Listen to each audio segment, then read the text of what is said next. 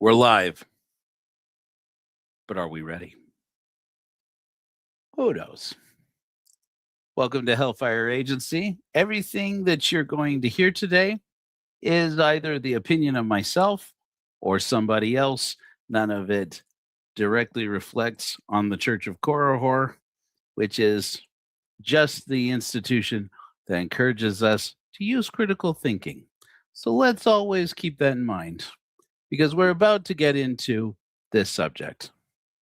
There's this guy, Nick Shirley, that everybody's been talking about lately because he got retweeted by J.D. Vance and by Elon Musk, a couple other people, for supposedly exposing $100 million worth of fraud in the state of Minnesota with this video.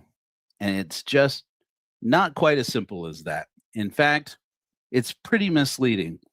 I wasn't going to even talk about this. I heard it said. There's probably some truth, probably some non-truth. And, we probably will never know the entire depth of it. And I said, but boy, it sure does sound pretty racist. Couldn't prove it because I didn't know. Then, all of a sudden, Greg Mattson at Quick Media, before him, the Paul brothers over at formerly the Stick of Joseph, now Latter Daily Saints. I don't know if the Stick of Joseph still exists in some form. If you don't know who these people are, Mormon YouTubers started lauding the praise upon this YouTuber, Nick Shirley, as being not at all racist. Whenever somebody defends you, promotes you, first of all, saying, okay, first of all, this guy is not racist. You should be prepared to hear some pretty racist stuff, right? And definitely a great investigative journalist, better than any investigative journalist who has things like degrees or experience or a legacy media behind him. You don't need these things to be an investigative journalist, and this guy actually shows it because he's gone out and done all this gumshoe homework on exposing how Somalis are ruining America. And it turns out it's not only more complicated than that, it's racist. And the defense of it is frankly racist. I'm calling it out. I don't mean these guys any harm. And let us always remember, you don't have to know you're being a white supremacist to be a white supremacist. That's partially why it's such a dangerous thing. But we like to have some fun when we get started into some heavy subjects. So here we go.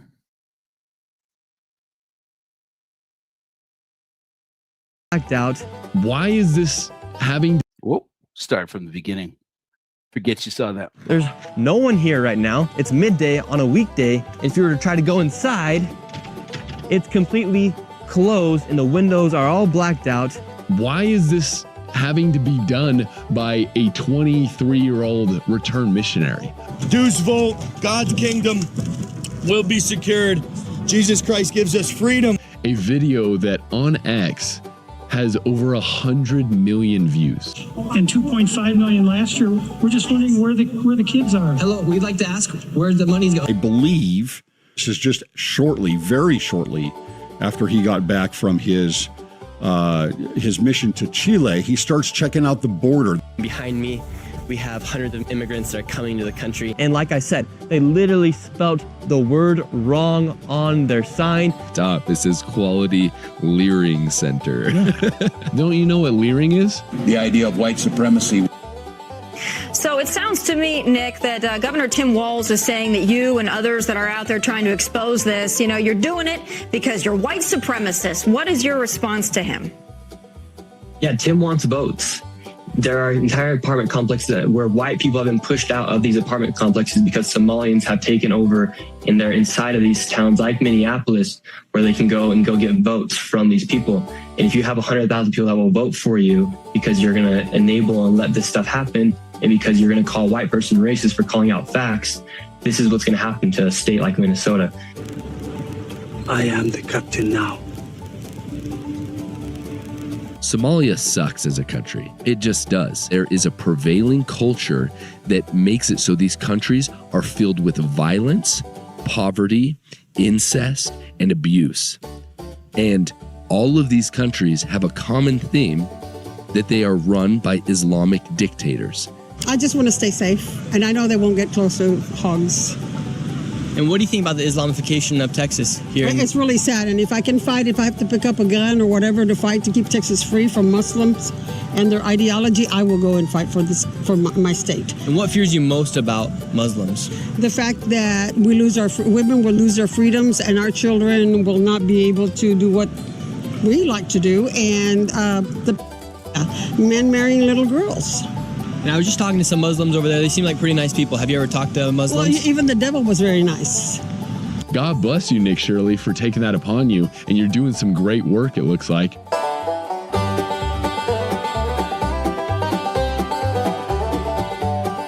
Big top goes up, preacher works the street.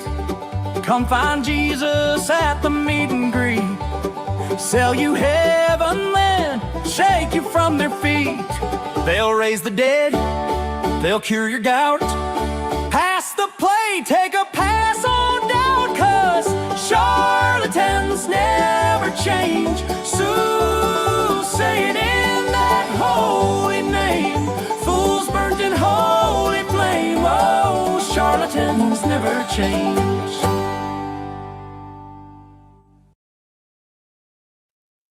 Now, come on. Tell me you don't love that. I am Exmo Joe, alias Joe Rollins, first herald of the Church of Korihor, but that's only mainly on Sundays. I did a little bit of sermonizing up in the mountains here in St. George this morning. Hope those of you who follow me on TikTok at Hellfire Agency will go and take a look. I did a pretty good little 10-minute sermon about church. But we're here to talk about Mormons. These Mormons have been trying to reach you about your extended warranty on white supremacy, and you're going to miss out on an amazing opportunity if you don't re-up right away. I want to show you a little bit. So you probably by now have seen this clip, this 42-minute video. I have about 20 minutes worth of all kinds of videos to show you, but I wanted to kind of clue you in on the deeper story. So if you haven't seen it, well, try to be patient with us. We'll catch up with clips of it. And of course, always go to @Nick Shirley on YouTube. I'll put his name up here. I try to remember it. The only way I can remember it is to go, Shirley, you're not serious. That's for people. Don't worry about it. All right, let's watch a little video, shall we?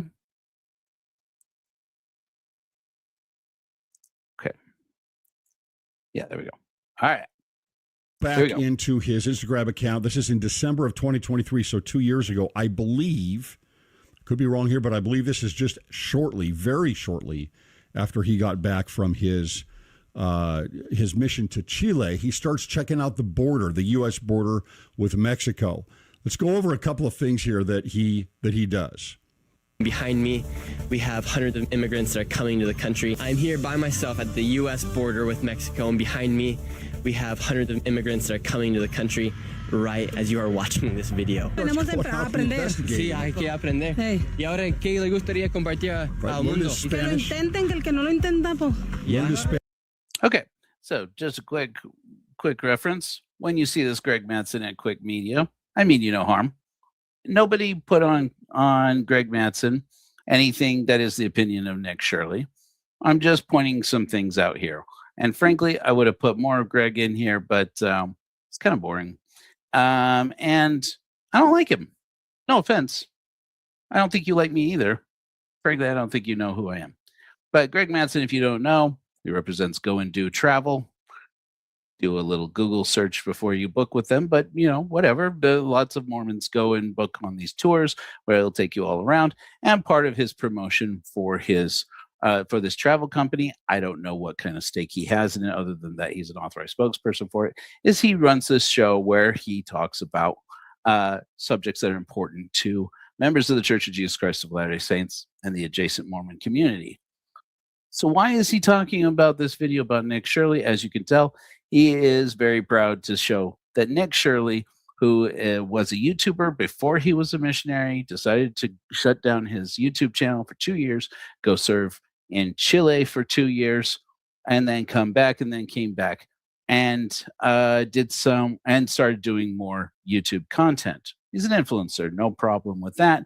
The issue is that before he was a missionary for the Mormon Church, Nick was not really particularly political. It seems most of his content was mostly geared around subjects like how he apparently snuck into Jake Paul's wedding or something, little stunts, typical YouTuber stuff. And then he comes back from his mission. He speaks Spanish, as you can see. And one of the things that I want to point out here is that Nick, obviously, he does these man on the street style interviews mainly about immigrants. And that, as far as I can tell, having gone through quite a bit of his content, and not particularly favorable towards immigrants. Okay, you can be against open borders, you can be against immigration even, and not be racist or white supremacist. But it's gonna be, there's a little, there's gonna have to be some nuance accounted for here, right? And so he goes up and he interviews these immigrants, and they tell him, he asks them, he's like, what do you want people at home to know? And here these people are, they're not running away, they're not hiding, they're not hiding their faces in shame or anything. They tell him that we came from a bad situation, that in our country they're killing us, that in our country it's hard to find work. These are the things they're saying. Well, Greg's talking over them. I don't think he's doing it on purpose. Greg, I said I don't think you're doing it on purpose. Spanish in Chile? Tenemos el país con mucha violencia, tenemos el país con mucha violencia, muchas matazones, nos han querido hacer. So given reasons why they're coming. Nuestro país para que nos echen la mano acá, a ver si en USA nos ayuda. After King Benjamin goes. Okay, so and then I'm going to cut straight over to these guys are Jake and Hayden. I'm sorry, Hayden. I have notes. I'm old, guys. Hayden and Jackson Paul. You're welcome. These guys, their channel, I just want to make sure I get this right, is at Latter Daily Saints. Why you guys gotta make why you gotta make it so similar? I miscapitalized, but that's it. It'll get you there. Now every time I read this out, I have to not say Latter Daily Digest. Who are my friends? Latter Daily Saints. We could be friends. I don't usually build bridges across the divide, but I'm not against it. But they're going to be part of this, also making this rhetoric for why Nick, Shirley, you're not serious. It represents the best of Mormon media content providers, and definitely is not racist, unless he is. They actually do a better job about covering their butt, about basically, these guys have all been burned by Tim Ballard before. Did you notice the title of this? I said, basically, these guys have got themselves a new Tim Ballard. Tim Ballard, as we all know, once upon a time, told everybody on that he was going out there putting an end to child trafficking. And it turns out he's full of crap. And some of us have been calling him out for years on it. I started out in this whole thing. I didn't do podcasts before I blew up on TikTok and got a whole bunch of people following me about this Tim Ballard secret whiteboard meeting, in which I talk about, do you not know about the Tim Ballard secret whiteboard meeting? And then I would just green screen in the Tim Ballard secret whiteboard behind me and talk about this organization is Children Need Families, and this organization is blah, and this organization is that. And look at the big pot here. And so I did my whole conspiracy theory thing. And I didn't do any of this kind of content, except that all of a sudden people started saying to me, I really need longer form content about the Tim Ballard secret whiteboard meeting, because I could only, back in those days, I could only do about 3 minutes at a time. Transitioned from there over to doing Ted Bundy content, mainly because I lived down the road from Ted Bundy's cave, which is not real. Well, it was a real thing, but anyway, it wasn't Ted Bundy's cave. But I started doing Ted Bundy content because that actually has a personal connection to me, blah, blah, blah, blah, blah. That's how I got into the whole true crime thing. And honestly, I've many times thought, I'm just going to quit doing this. I'm going to quit doing this. I go down these rabbit holes. I get all pissed off and things like this. But this is, well, here I am. I can't seem to stop. So let's keep going. So let's talk about why we're talking about Nick Shirley. and sends his servants out to see what the people have thought of his teaching. It says in verse 2 here of Mosiah chapter 5, it says, "And they all cried with one voice, saying, Yea, we believe all the words which thou hast spoken unto us, and also we know of their surety and truth, because of the Spirit of the Lord omnipotent, which hath wrought a mighty change in us, or in our hearts, that we have no more disposition to do evil, but to do good continually."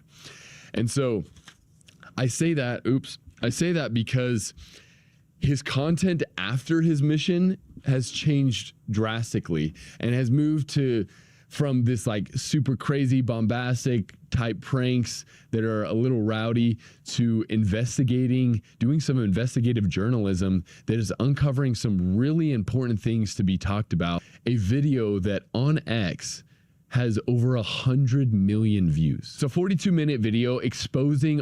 Okay, so we're blending some things here together, trying to fast forward to where we're actually talking about this video and why it's not what Nick Shirley is presenting it to be.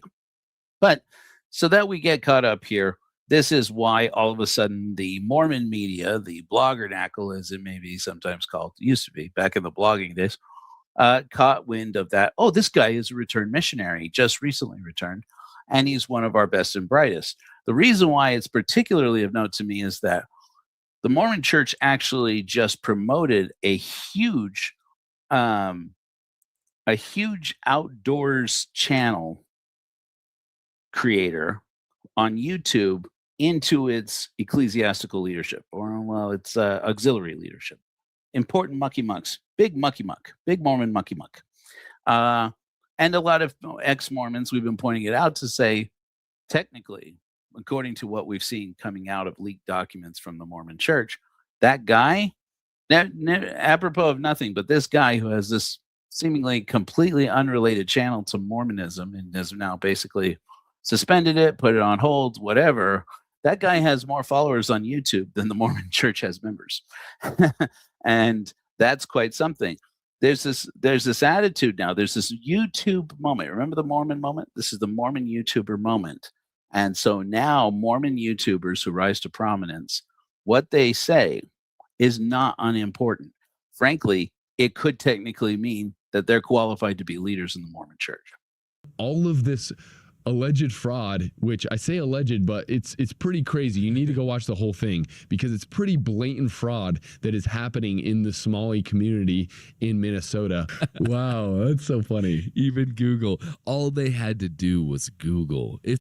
Okay, so we're going to come back to this. All right, so if you didn't watch the clip before, I might pull up a little piece of it. I don't love it. I just, if you haven't seen this clip before, so this man goes around to all these different offices of daycare centers in downtown Minneapolis in the Twin Cities area. And then they start rattling on these, these daycare centers and saying they want to see the kids. The two guys are Nick Shirley and his associate, who's a man we call David. Now, I want you to pay close attention, friends, because this, it turns out, I didn't realize until this afternoon investigating in this. David claims to be a business owner in downtown Minneapolis who goes by these daycare centers all the time, even claims that he goes by there when, at night to see if there are kids there. And the whole popularity of this video is that they go to a handful of these daycare centers and say, we just want to come in and pretend that they're trying to enroll Nick's son, Joey. Give my son's name, not Mormon mouth, Nick. Just teasing. Joey, he wants to put Joey in their daycare, and they tell him they don't want that either the manager isn't there or that they don't really have any information for him. These are mainly, it does seem to be Somali owned or Somali immigrant owned facilities, and they aren't looking to service the whole wider population, wider with a D. They're looking to service their own community. And it's going to come clear, I think, a little more clear as to why that is Okay, right or wrong, this is what he's reporting. And but one of these daycare centers is Quality Learning Center, which is misspelled on their sign, Quality Learing Center. Well, maybe I can pull it up. Maybe I wasn't going to bring this other video clip in here. Maybe I'll bring it up just to introduce the topic here. Just because I realize now, in the mad dash to throw everything in here, I left out an entire video. Let's see here. Nick, Shirley, and David. Okay, so these are from getting all this information about the fraud. A lot of it is through my own research, and then I have some contacts at the Capitol going back many. Okay, change this. So this guy on the left is Nick Shirley, our returned missionary who is doing God's holy work. And the guy next to him is David. Very important thing to point out here. We never, to this day, even people who are blowing up on Twitter with all of this, what word should we use? Hate speech, frankly, about Somali immigrants, they all have pointed out, and it's important to realize this, that while Nick Shirley gets all the credit, this guy David did all the work. Not only does he do all the work, but the whole rhetoric for why it is that they're supposedly going to these daycare centers, challenging the people there and telling them, we know that there are no kids in there, that you're just taking the government's money, government subsidy money, and walking away with it. This whole thing is on the premise of this guy, David, who has appeared, as far as I can tell, though I haven't tracked down where, I have seen a clip of him in the Legacy Media or something that looks like a woman interviewing him for Legacy Media before. This guy claims he's been at this for years, and everything that's being claimed here is on the basis that this guy is telling the truth, which maybe he is. Let's go further, shall we? Years, and so the data that I'm getting is 100% accurate, coming directly from research done by people at the state capitol. All this paperwork right here. Okay, so there's two claims. So there's three claims being made here. I just want to point out. One, he is a business owner in downtown Minneapolis. We don't know what business. We don't even know the guy's name. Apparently, he doesn't want people to know his name. Pretty bold to put your face out there. Give people your first name, if David even is his first name, and then not tell them who you are or what the business is. Okay, maybe he's doing it because he wants to insulate his business from this personal passion of his. I get that, but the fact of the matter is there's going to be some doxing risk no matter what you do. Now, I will point out, however, in closer shots, you will see that over in the bottom right-hand corner of this screen here, back behind this orange chair next to his elbow, are a couple of stone or slate tiles leaning against the wall with what looks to be some kind of SKU number written on them. Looks like it's some kind of stone tiling sample. And then all of these pictures on the walls behind them are of ceramic roof tiles or other tile applications. So it would appear some kind of ceramic and tile business. I'm not doxing anybody. I looked for maybe 10 minutes before I realized I just don't really care that much until I can figure out exactly what this guy's angle is. If I'm not afraid to dox somebody, but I don't really feel like I don't feel like it's appropriate in this situation. For all we know, this is this guy's hobby, and whatever his motivation, he doesn't deserve to have his whole life destroyed over it. So that's why I didn't do more. But I'm just saying, the man did put all this out there. Apparently, his hobby is tracking, particularly daycare centers owned by Somali immigrants. Not a lot of basis for explaining why specifically Somali immigrants owned businesses. I will point this out, though. Back in October, okay, it was revealed to the Minnesota government that their system for things like Medicaid, I believe it was Medicaid subsidized benefits or subsidies, was fraud vulnerable. The exact term escapes me, but it was vulnerable to fraud, and they've been investigating it.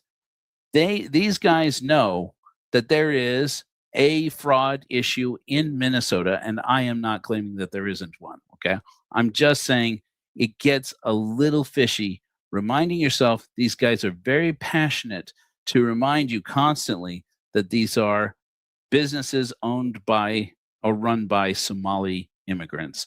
And, there are facts that are facts, and then there are facts that get hammered home enough to go, what are you trying to let me not see? What are we looking at? Algorithm, I said, not see. We're going to get into words. The areas of fraud that I have numbers for are mostly related to childcare. This is massive fraud that is beyond anyone's imagination, the scope. And so, for example, there's a childcare not far from here in Minneapolis that has two childcares listed at the same address. And together, they're licensed supposedly for 120 children. I have never seen a single child there ever, and I've been by that place at least 100 times. Okay. One of the beautiful things about this whole story starts right here. When I say beautiful, I mean disgusting. I've been by there. He's talking about a daycare center in a part of the community he is proud to point out, happy to point out, is predominantly populated with Somali immigrants. And he says, I've been by that daycare center at least 100 times and never seen children there. Okay. I don't want to insinuate too much. Okay, friends. Right now, call this advice, David. Right now, in the age of the release of these new Epstein files, maybe go easy on the rhetoric that you go on the claims about how often you go at various times of day and night looking and peeping into, well, that's a strong word. I redact that word like it's the name of investigating if there are children in daycare centers in poor communities. Maybe no. Maybe go easy. It's advice. Call that advice, David. I'm just going to say this. I'm a father. Any parents out there? How does that feel for you? How does this claim feel for you? The fact that so many people really love this video and think that it's exposing a lot. How is it that nobody's going to daycare centers? Like, and you're going to see some footage here at some point. I'm sure I have it in here. You're going to see what they do when they get to these daycare centers. My initial reaction as a parent and, well, as a human being was to go, if that were my kid's daycare, I would hope they treat him exactly the same way. Who the hell do you think you are? But I also don't want there to be fraud. Let's watch a little bit more before we get back to are setting up these daycares, these childcare centers, getting money from the government, but there's no kids. No kids. Never had any of them. They're all fraught with violations, and even though they have these violations, they're still in operation and they're still getting money. Okay. So the claims are the daycare centers are owned by Somali immigrants. The Somali immigrants obviously set them up to steal money from the government by claiming that they're serving kids that don't actually exist, and that there's some kind of corruption. They're buying somebody off. They're getting some way. There's some kind of preparation that there's no intention of serving the local community by offering daycare services. It's all a ruse just to get money from the government. And that he knows this and can take Nick 2 of these daycare centers, and he will never see one child there, and that is not creepy at all. So these are the claims that are being made. Let me see if I fast forward to see if I include here. Okay, so then here's these parts of these videos where they take his list. Now, here's the thing. The list that this man, David, who now apparently has gone in front of the Learing Center and has since made an announcement that if anybody can prove him wrong, he will pay $100,000 from this business he doesn't want to tell, or allegedly from this business, or his profits from this business he doesn't want anybody to know about. I didn't dox the man. I said there were tiles against the wall. That's all I said. When you come, don't come at me, David. Before they got about 800,000, and in fiscal year 2023. I'll say this. It does appear to me, based on my research today, that he actually does have a real list of real daycare centers, and there are a lot of them. And when he says that these daycare centers are fraught with violations from inspections, he's not lying. That's serious. It's really serious, and we're going to get a chance to look into that. But he goes over the names of certain, because they're going to go look at these. He goes over the names of specific ones that he has found. He's figured out how much money they received from government grants. As far as I can tell, all of that so far is true, with the exception of that the claim that there are never kids there, which again, creepiest thing to know about a place, and no evidence whatsoever apart from he says so. And now watch how now this whole video is supposed to be to prove that he is right. They got $904,059. This place right here. Yes. We're outside of it. Well, this is actually 2 daycares are registered here. One of them is Mako, which you see on this sign. Okay, I'm going to get over this here in a minute. I wasn't planning to go this deep into this video. I got to get back to the other video here, to the real video here. I would say, I can't say that definitely is not true, but it would appear to me that is not true. I went looking for Mako. So there are 2 daycare centers. One is called Mini something. I have it pulled up here. Boop, boop. What are you called? It's called Mini something. Oh, there we go. There's the names. You know how you get in front of Mini Child Care Center, Inc. And then another was called Mako. Not like the car paint, but Mako. It would appear that only Mini that I can see is currently a registered and active daycare center.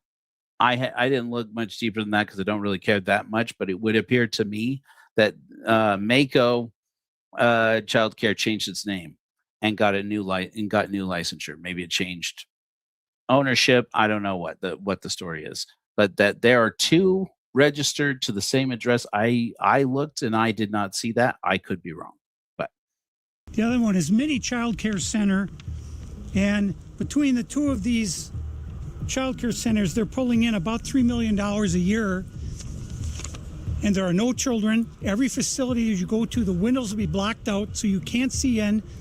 There's nobody here. You won't see a single child at any of these facilities.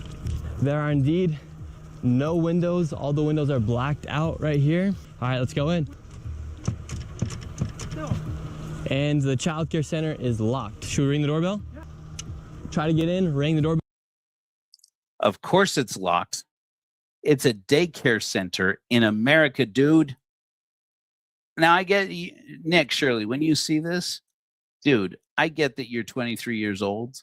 I don't know anything about you and your personal family life. I didn't go that deep into your personal life. You're welcome. I don't know if you have any kids. 23, I didn't have any kids, but a lot of Mormons do. Look, dude, if I were a parent at that daycare center and walked up and rattled that door like you just did, I would hope to hell and back that it would give me that resistance, and even better that an alarm would sound. I have too many kids. I don't have too many kids. That's not the way to say that. I have 3 kids. You take them to school, and pick them up from school, you will find that they lock the doors during the day. You take them to daycare, they lock the doors during the day. I have one who's in ABA therapy, and believe you me, they lock those doors during the day. This is normal practice in America, at least in America. So already we're off to a bad start. Well, nobody showed up. They're open 7 days a week, 7 a.m. to 10 p.m. it says here on their sign, yet there's absolutely nobody here. And this building here, right here, has generated millions of dollars, and it seems like business isn't even open right now, and it's a weekday. And if this was a daycare center, it wouldn't just be in some industrialized building. There would be maybe like a playground or something. Okay, another part of this that's going to become relevant. It's a weekday. This gets repeated again and again. I want you to notice that. It becomes important. Outside, or there's no play area for the expectation is that because it is a weekday, they would expect to see children viewable from the street around this daycare center at any point in time that they show up at this daycare center, like a couple of not creepos looking for kids at a daycare center. Kids. So where are the kids? Where's anybody? How can there be nobody here? And it's like this every single day. I've never seen a single child here. I don't think, David, that you understand, and I hate to beat this dead horse. I don't think you understand how sus it looks that you say, I know that there are no children here because I'm here every day, or words to that effect. You're admitting that you sit around watching daycare centers looking for Somali children, and that's frankly creepy. I'm not saying you're guilty of anything. I'm just saying objective opinion from somebody outside of your experience. And I don't know what people who really support what you're doing here are going out saying this is radical. This guy's doing God's work. It gives me the creeps. I'm just saying, not saying that makes a man guilty of anything. In 9 years, I've never seen a single child at this building. Right there. Oh, then now it looks like we already got the Somalis coming through. Yeah, they're coming. The word's out. Hello, is this your daycare? Roku self-serve. Just Roku. Then they got this business. Okay, so we're just going to fast forward through most of this. Here's a point where Nick Shirley, and I just want you to see this before, oh, hell's bells, before somebody says, oh my gosh, he's, this guy is grasping at straws. He's out there. This guy, Nick, he's just out there covering the news. He lets people say and do, say whatever they want and stuff. I just want to point out that it is his rhetoric that the star on the Minnesota flag was changed to make it look like the star on the flag of Somalia. I just brushed past it somewhere, and I just apparently brushed past it somewhere, and maybe I won't see it. You guys are. Why there are no children? Have you ever seen children at this child care center? I'm not sure. I don't. Doesn't know if she's ever seen a child here. All right, let's go to the next location. Honestly, I don't blame her. I'm sorry, gentlemen, but and this is where I'm going to start moving ahead so we can talk about actual evidence here.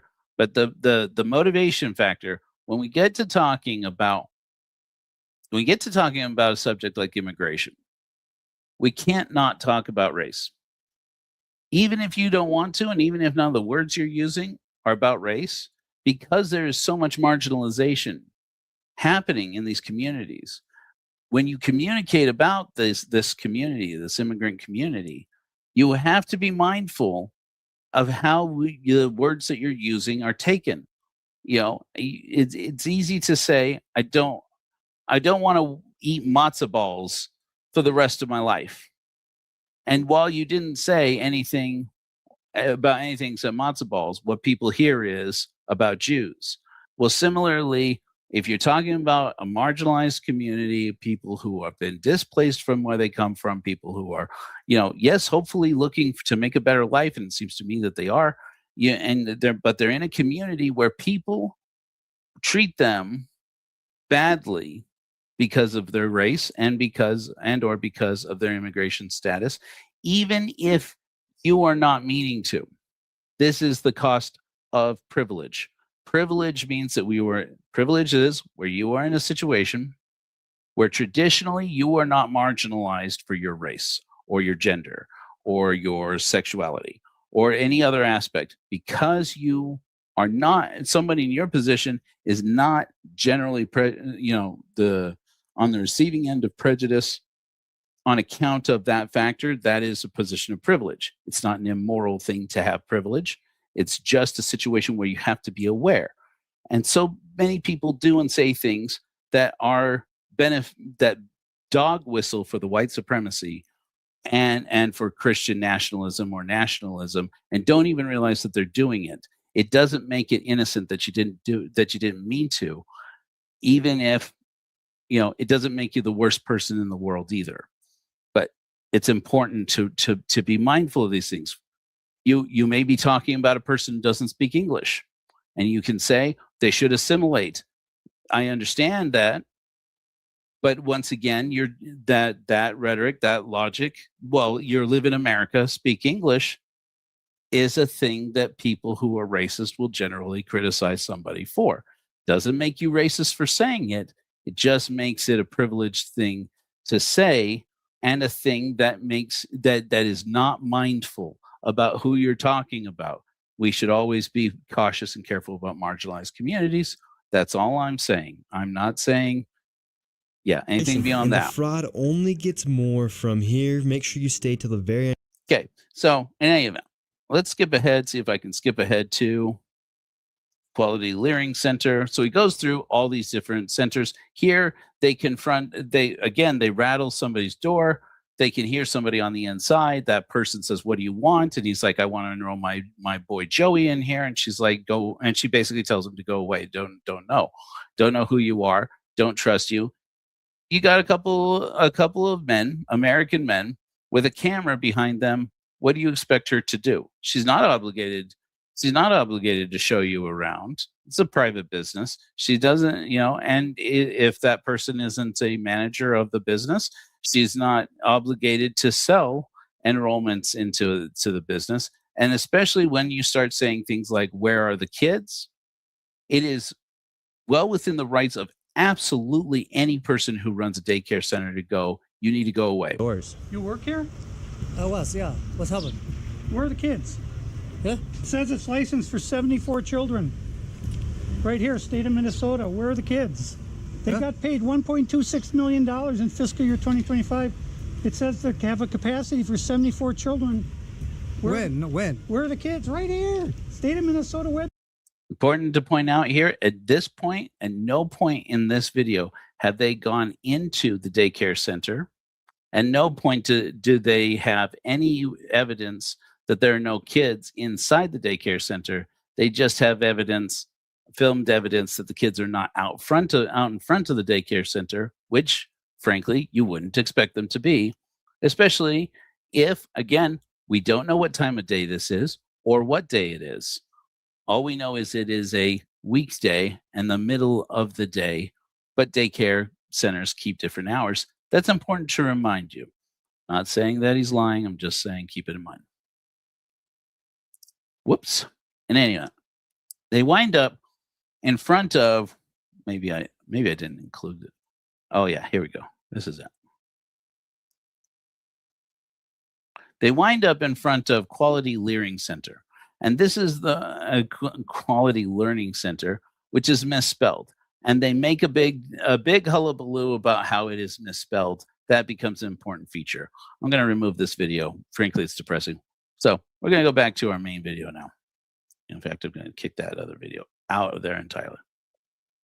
So you see what I'm talking about when I say it could have been done. Nick, notes for future. Not that you care. It could have been done more tactfully.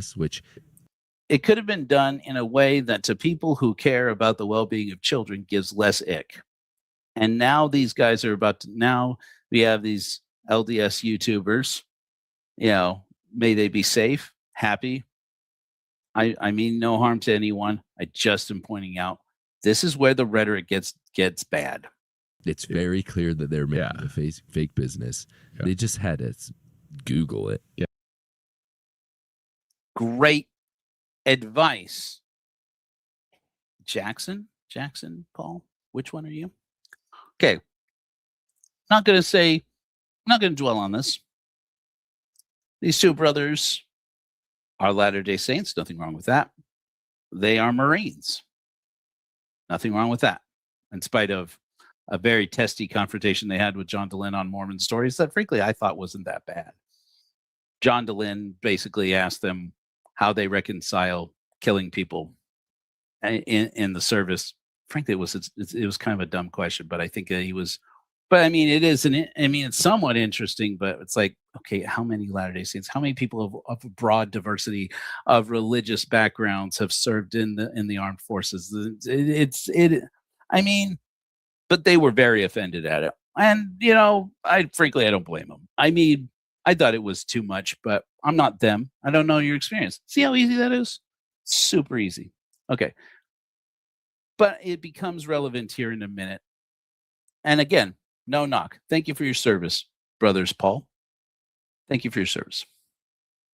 So he says, whichever Paul you are, Jackson, I think, that all they would have to do to get that sign right, you can see it here a little bit in this image that I'm linking to here. This post is from a person named Najat, who apparently is a journalist. That's what they claim. I don't know that the person in the profile picture is the same person. Doesn't seem to me it's the same person in the actual video.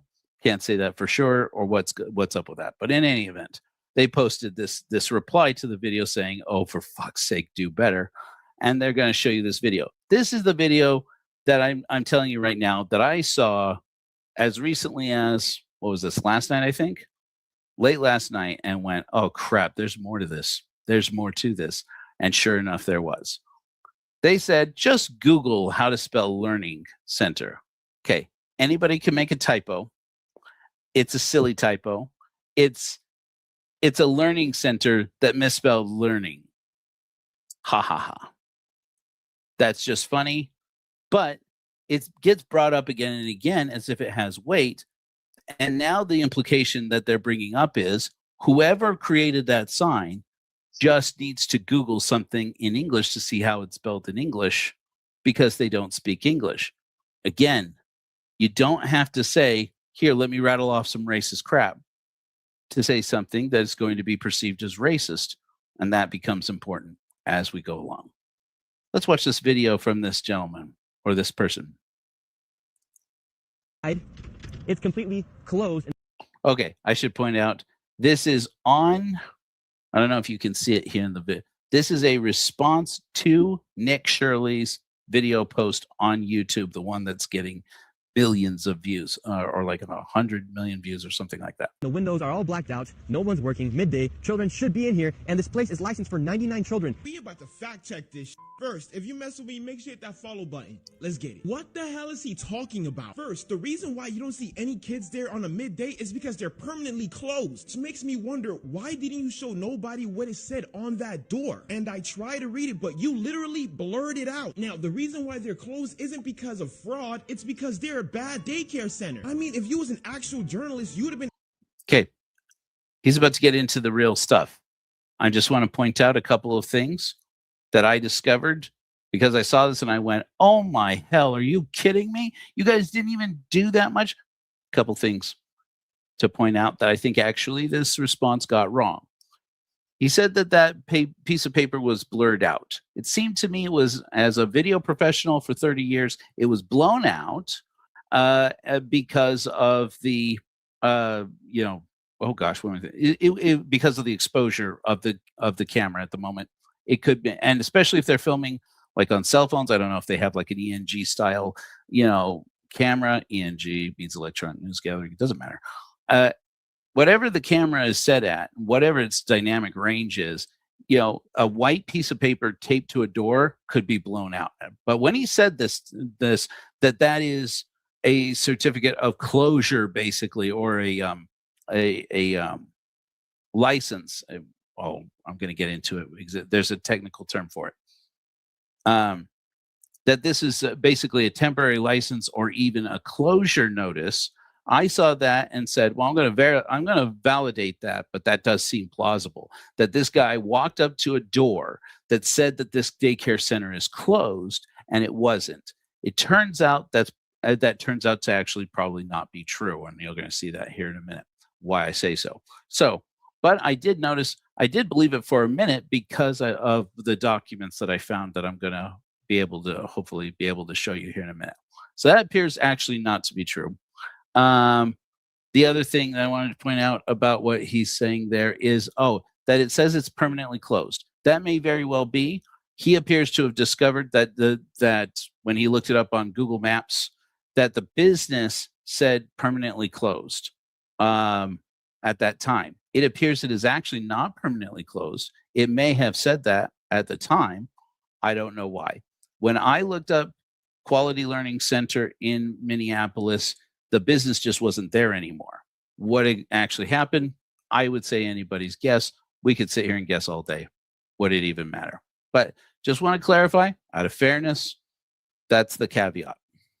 But now watch what he found. This is important. Able to find all the investigations they had since 2022. Their last investigation was in July. See that all the violations are related to child safety, which is why the facility has been in probation multiple times, which makes me believe that paper up there is a sanctioning paper. I know this because that's one of their violations that they didn't post it up. And if you see the citation, it's about sanctioning and removing licenses, which means that this facility is probably on a conditional license again. And also conditional license is what it's called. Thank you, sir. They only have 1 star. I would also like to add that it was the Trump administration DHS that actually audited the facility this year. There is no reports that any fraudulent activities were happening. In other words, this man is lying to push a false narrative on Somalis. Yes. Okay, before we get into the next part, I'm just going to say, personally, I see no reason to drag Donald Trump into this, but it becomes relevant. This guy's bringing it up, and in a minute, it's going to get brought up again and again. I don't feel it's needed. Look, this is a scandal by itself. I don't see that it's needful to bring anybody else into it. But here's what you're going to see. Okay, before we move on with this video, I'm going to remove that video. I'm still trying to get used to this. Okay. I'm going to share with you I'm just going to share with you my whole screen. I'm going to share with you my whole screen. Yeah. I'm going to share with you my whole screen. It's going to look weird. Deal with it. All right. This thing about this guy going on and finding all the documents for these daycare centers that are mentioned in the report, the video, what have you, that's legit. And his pointing out that you can look at all the violations is legit. And this is where the story starts to come undone. Okay, I'm sharing my whole screen here. Hopefully you guys can see this. Okay, this right here is at 1411 Nicollet Avenue. That is the address we were just looking at in Minneapolis, Minnesota. The license holder is Quality Learning Center, Inc. Can you guys see me? You guys see me okay? Yeah. Let me just. You guys see everything? Okay, good. This one is Sweet Angel Care Incorporated, 2740 Minnehaha Avenue, Suite 156, also Minneapolis. This one is Mini Child Care Center. Remember that he was talking about Mako and Mini Child Care have the same address. Again, I don't know this for a fact. I just know that by the appearance of it, I could not find Mako in the licensure, in the licensing records, which tells me it probably changed hands at some point or rebranded as a new business and had to get a new license or whatever. But here's the thing that is really good about what this guy brought up, this gentleman, or a person whose name I don't know. You scroll down in this list of violations for Quality Learning Center, Inc. Okay, and remember the claim by the guy is that the reason why there are no kids at this daycare when they go and rattle the door and demand to be let in to count how many kids there are is that it's a bad daycare center. I would have to say, if I were a parent in this community, I would say the same thing. Here's what's going to become relevant here. Okay, so the most recent violation, the most recent report put on, this is the Department of Human Services website, says June 23rd, 2025. I think he said July, but hardly important. 6 months ago. The category of violation descriptions, you have facility. Areas used by children were not in good repair. This is by the licensor, the person inspecting it. Infant and toddler care. Crib mattresses and or sheets did not meet safety requirements and or items were in a crib for an infant under 12 months. Medication and first aid. Written parental permission had not been obtained for administering medicine or topical products. Medication and first aid. The program did not follow healthcare providers' written instructions when administering prescription medication. Postings. A licensing action was not posted in a prominent place. Remember that I said just a moment ago that there is, you guys are still with me, yeah? That I said just a moment ago that that's the point where I went, oh, that does appear to be true, that notice on the door may actually be this, why can't I remember words? This license, conditional license. Basically, though, the claim has been made earlier by David and Nick that these places have been shut down by the government or lost their licenses altogether. That is not true.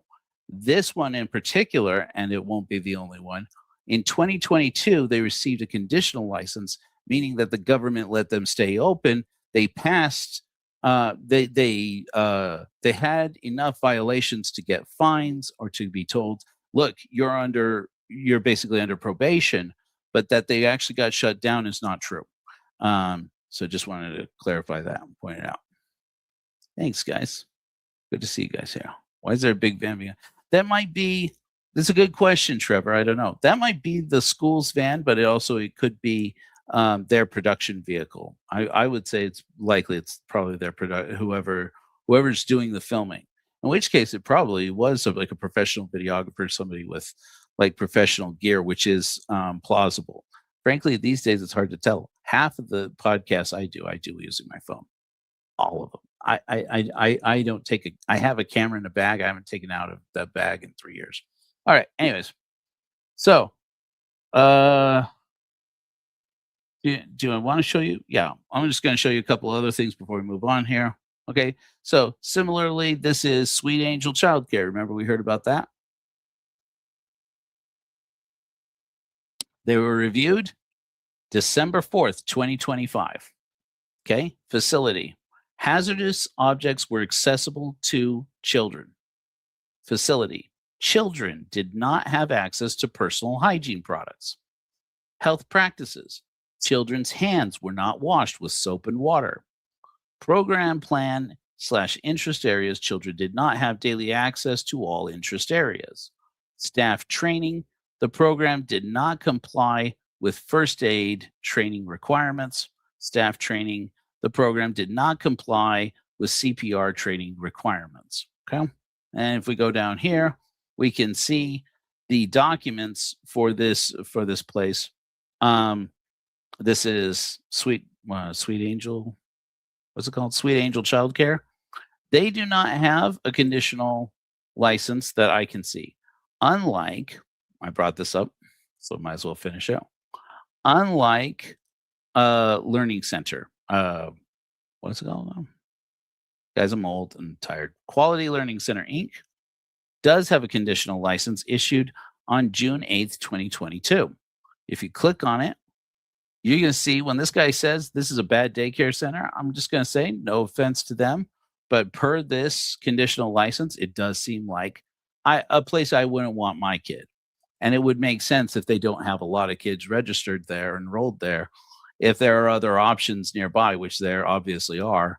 And this is the rap sheet they have. On May 9th and 10th, 2022, DHS, that's Department of Human Services, licensors conducted a licensing review and follow-up visit at your facility at 1411 Nicollet Avenue, blah, blah, blah, blah, blah. As a result of this, blah, blah, blah, blah, blah, here are the violations. Oh, now it's important to point out what they're saying here, the way they're saying it. Additionally, 10 of the 27 violations are repeat violations for which you were previously cited. Numerous violations related to the health and safety of children, including failure to comply with background study requirements, that is to say, background checks, as far as I can understand, for which they were ordered to pay a fine of $200. Failure to comply with requirements related to infant care, including bottle labeling, items in a crib with an infant younger than 1 year of age, crib safety inspections. We talked about that. Failure to keep hazardous items away from children. Failure to maintain adequate staff to child ratios. Failure to comply with staff training requirements, including orientation, CPR, first aid, annual in-service and child development and learning. Failure to maintain children's files. Failure to maintain personnel records. Failure to comply with hand washing requirements for children. Chronicity. Your program received its license on October 17th, 2017. Since that time, your program has demonstrated a history of noncompliance with licensing rules and statutes. The information below summarizes this history. This is the point. I am not here to shame this center for obviously not being great, a great child care center. Okay, I'm going to go ahead and remove this. Sorry. Okay, just because it starts taking up resources. Notice how many of those violations were about the kids in the facility aren't getting their hands washed. The kids in the facility don't have access to to all the areas of interest. The kids in the facility have insufficient and incomplete records. The kids in the facility in the other one I didn't go over. Just trust me. Maybe you could just take my word that the kids didn't have immunization records included in their student records. To say that this was set up fraudulently is not just to say that somebody's helping, is not just to accuse these largely, allegedly, all Somali immigrants or majority Somali immigrants. Not only is somebody helping them fraudulently set up these tax taps, or what's the word I'm looking for? These tax frauds, the taxpayer fraud businesses, but that somebody who is inspecting all of these facilities is also in on the take. And that's a huge conspiracy to suggest that now you're not just talking about Somali immigrants trying to cheat the government. Now you're talking about government bureaucrats going out of their way, exposing themselves to insane levels of danger of losing their job, danger potentially of criminal charges, to help themselves to some of this money. And frankly, for as much money as is circulating around, I can't imagine a public servant putting their job on the line like that for what, a measly couple grand or whatever would be affordable to make this to make this fraud go through. The risk of criminal charges alone would make it enough for me to suggest that is an extraordinary claim to say they're actually creating fake violations about the safety of the children, the files of the children in this facility, and the children are vapor. They don't exist. I'm sorry, but I'm going to need more than David tells me that he hangs out in front of daycare centers for fun. Yep, that's not going to fly for me, David. That's my opinion. That's my feeling on the subject. Anyways, here we go. Take some of these banners down. I'm at least going to cycle it through. And yes, MB, I saw your comments about, it's going to be good when you have to put up the disclaimers. I know. And just being careful. All right. Now let's go back to our video clips, because this was released, I believe, in the last 24 hours.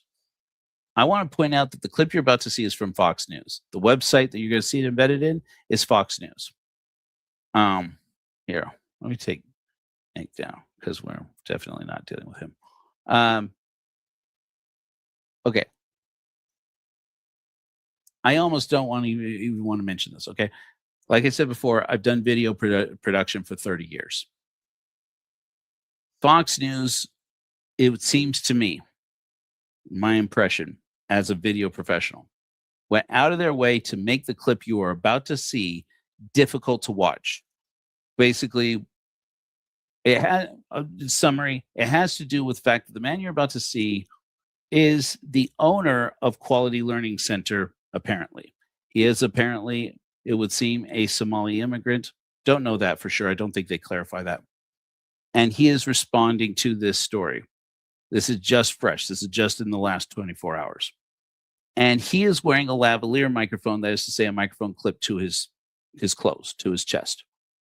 And when they released this footage on Fox News, they released it unedited or unmixed, which means to say that the lavalier audio, the audio that's catching his voice very clearer, is coming in one channel, the right channel specifically, and then another microphone is coming in the left channel.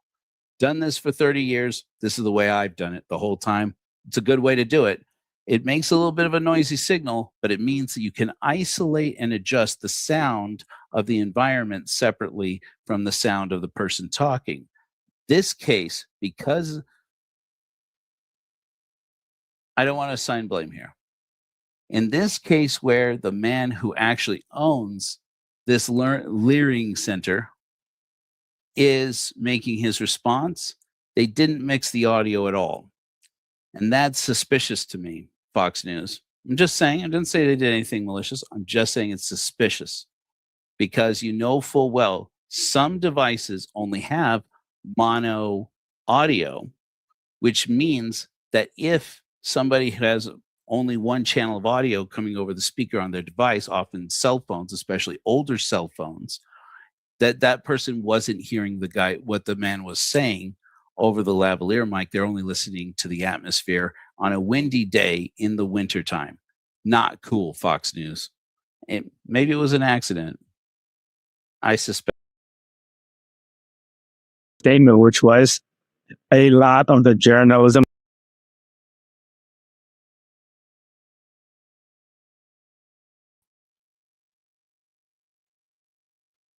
This guy allegedly is the owner of Quality Learning Center.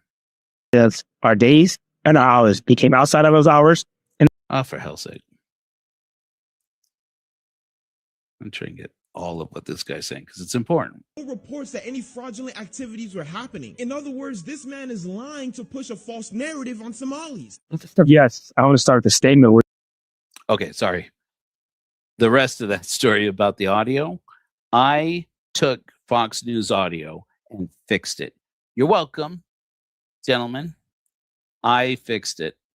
Now you can actually hear what the guy says. Which was a lot of the journalism that's been going on the last couple of days has been really dishonest.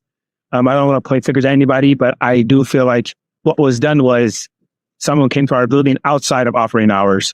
When there's a specific sign on our door that says our days and our hours became outside of those hours, and then claimed, hey, they're closed and they're still making money. They're using taxpayer money to work. And it's like, you don't come outside of operational hours and then say they're using taxpayer money. That was completely false. As you can see, we're open Mondays through Thursdays, 2 to 10 p.m. He was here earlier. I don't see him right now.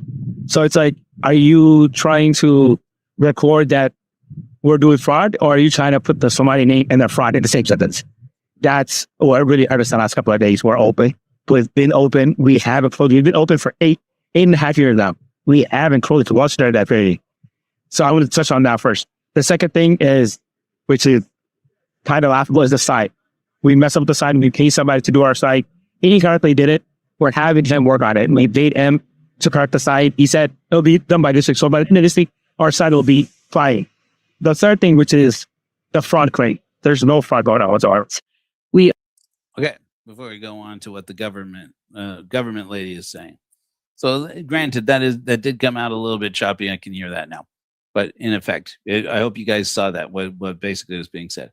So remember I said that the guy who just did the hot take where he's like, that's obviously a conditional license that's posted on the front door. This learning center, as best I remember, I can go back and check it, was cited for not holding its conditional license, not posting its conditional license in a prominent place, which according to the law there in Minnesota, it is a serious violation. If you are operating under a conditional license, meaning that the government is monitoring your facility and giving you on a probationary basis, effectively, you have to post it someplace that parents are going to see it when they're doing normal business with the that's not the legal terminology, but it's my interpretation of it, having actually read it on the government's website. So I thought, oh yeah, that's it. They put the conditional license on the door. Now we're getting from this guy that paper actually contains the hours. The point is, it's just as damning, if you ask me, because Nick, Shirley must be serious, went right up to that door and rattled it and looked right at that piece of paper, looked right at it. And if that door, and even pointed out, if I'm not mistaken, that it was business hours. Now you have the owner of the business, and we only have his word to take for it, saying that obviously was not during business hours. So the assumption that the business is permanently closed, maybe Google got that wrong, maybe the internet had that wrong. According to the guy who owns the business, that wasn't true. They just came in at off hours. Now, what's curious is that he seems to be making the claim now that as recently as yesterday, they came back, which does appear to be true. I don't have the photographs here, but I'm just take my word for it if I would ask you. Apparently, Nick and David came back to Quality Learning Center and posted a picture after their video took off viral, wearing custom-made sweatshirts, matching sweatshirts. You guys look so cute. Adorable couple. That said 1-800-FRAUD, and then showed a kind of an artist's portrayal of the sign of Quality Learing Center, Quality Learning Center misspelled. And there, apparently, either yesterday or recently, this guy David, whose real name we don't know, whose business we don't know, and I didn't ask anybody to find out. I don't want anybody to find out.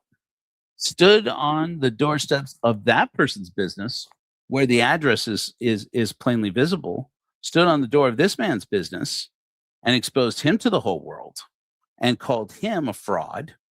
And then this man offered that if anybody who can prove him wrong, he will write them a check for $100,000.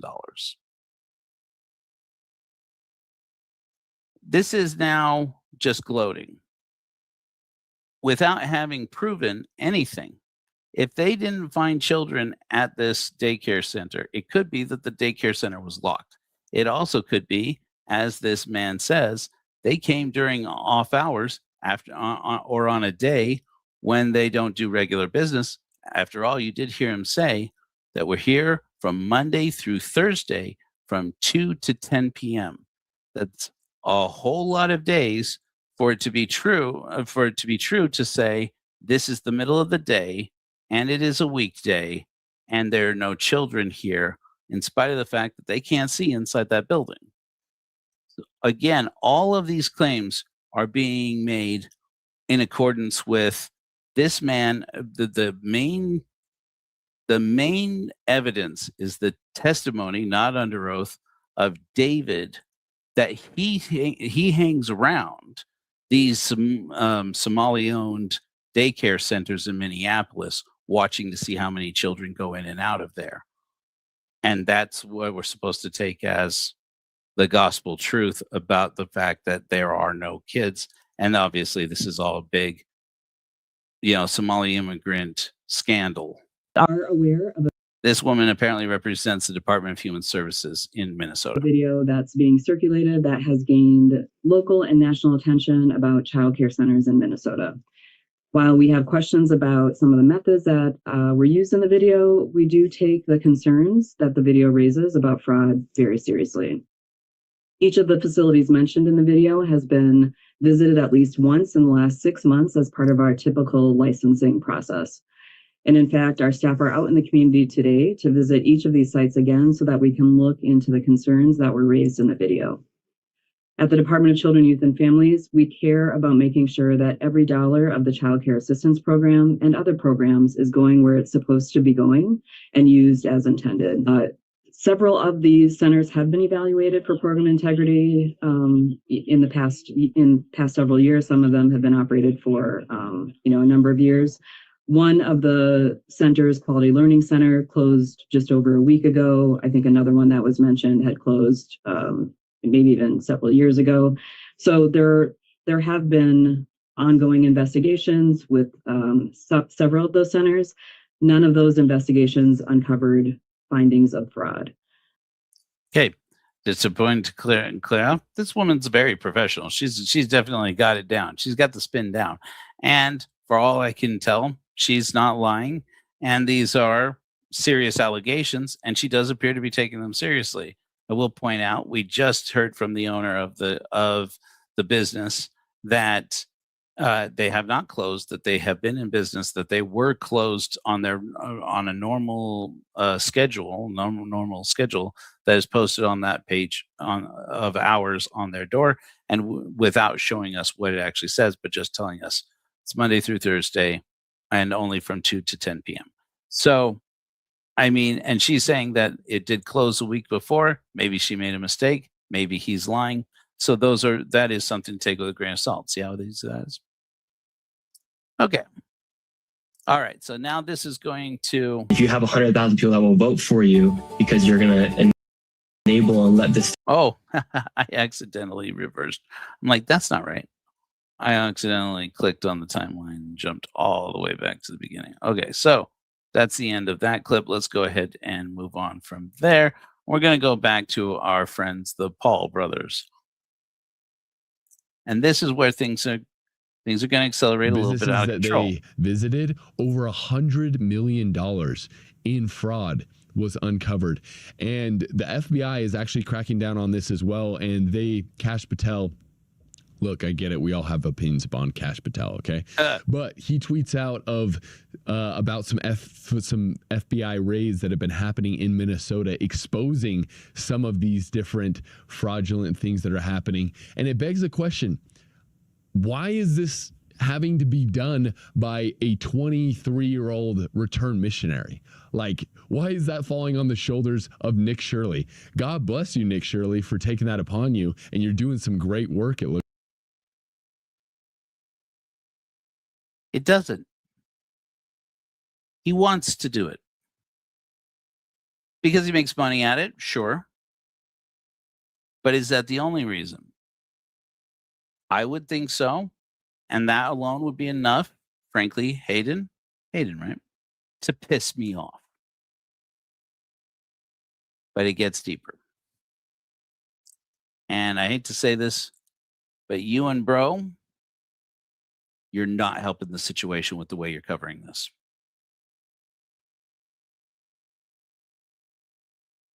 And that's about to get clear. But how come it's taking a man like that on Fox News here, talking a little bit about why he thinks that this isn't being done, especially in this community, the Somali community in Minnesota? If you want to click on that X link there, Hayden. Are there local reporters like that in your area? And why do you think they weren't doing the work that you did? I don't know. They're scared of being called nowadays because it's Somalians that are committing this fraud. People are scared to be called Islamophobic, racist, in which has nothing to do with what's going on, because fraud is fraud. It doesn't matter if it's a black person, white person, Asian person, Mexican. Fraud is fraud. And we work too hard simply just to be paying taxes and enabling fraud to be happening. Nick, when I was... Okay, that's the whole clip. That at Latter-day Saints, safety and peace upon them. No ill will towards them at all. That is the whole of that Fox News clip that they published. Maybe they didn't think the rest of it was important. I put to you, Brothers Paul, other Brothers Paul, because of course there are other YouTubers, Brothers Paul. Gentlemen, I put to you that whether or not you meant to cut out the rest of this interview, it is significant what was missing from this statement by your boy, Mr. 23-year-old returned missionary. I want to point out it was you who brought up that he was a 23-year-old missionary. And frankly, if you hadn't, I might never have done this story. Bear in mind, I'm just saying, I'm not putting it on you. I'm not putting anything on you. I'm just saying it was you that brought up this guy's Mormon. I didn't even know that. And then I dug into it and saw this. The rest of this clip, which you're going to see on Nick's, proudly posted on a post on Twitter, where I'll let you read it for yourself. Read while you listen is the point, okay? This is something he posted. Nick Shirley posted on his Twitter with this clip from the remainder of this his statement to the Fox News interview. It's going to break in with Tim Walz. White supremacy.